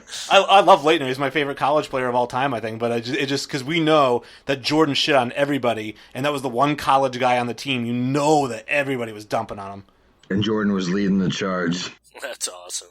I have some notes about Scotty and Dennis's sons, actually. They're both playing collegiately right now. I didn't know if you guys knew that, but they both are juniors. Scotty Jr. plays in the SEC for Vanderbilt, and he was an SEC first-teamer. And Dennis Jr. plays for Washington State. So they're both in the same year, certainly younger than Jordan's kids, who we saw Marcus and Jeffrey have a much less successful careers than we saw Michael Jordan have. Yeah, for sure. I mean, Marcus, I think, played at University of Central Florida, and Jeff played at Illinois for a year or so, and didn't even finish. Like, he didn't finish playing. He dropped off the team and just got his degree, and I think he's like a lawyer or a sports management guy or something now. Yeah, I mean, honestly, I could care less about Scottie Jr. or Scottie Pippen's kids or Dennis Rodman's kids. So. All right, so that is the episode, the long episode that you guys all sat around for. We certainly appreciate it, and we definitely encourage you guys to get out and vote for us for Show of the Month so that we can win. You can vote multiple times. Just give us as many votes as you can possibly give us, because it is going to be a dog... What's the term? Dog fight. It's going to be a dog fight. I don't know why I couldn't think of it. All right, and so definitely appreciate it. I won't cut it. So thanks so much for that, and definitely, subscribe, like us on Facebook, like us on Twitter, follow us on Twitter, like us on, give us 5 stars on Apple, iTunes. Just really definitely help support the show, because we love putting the show out there, and we hope you guys like what you're hearing. Yeah, guys, don't forget, rate, review. We appreciate the listen. We thank you so much. Vote. All devices. You can vote separately, every device, all devices, once a day. Please get it in there, rtfsportsnetwork.com, and then go ahead and vote for Facebook All Sports. We would really appreciate that. We appreciate the listen, so we'll see you again next week. Yeah, grab your girl's phone, grab your mom's phone, grab your dad's phone, and I'm about to grab Kenny the Jet Smith's phone, because...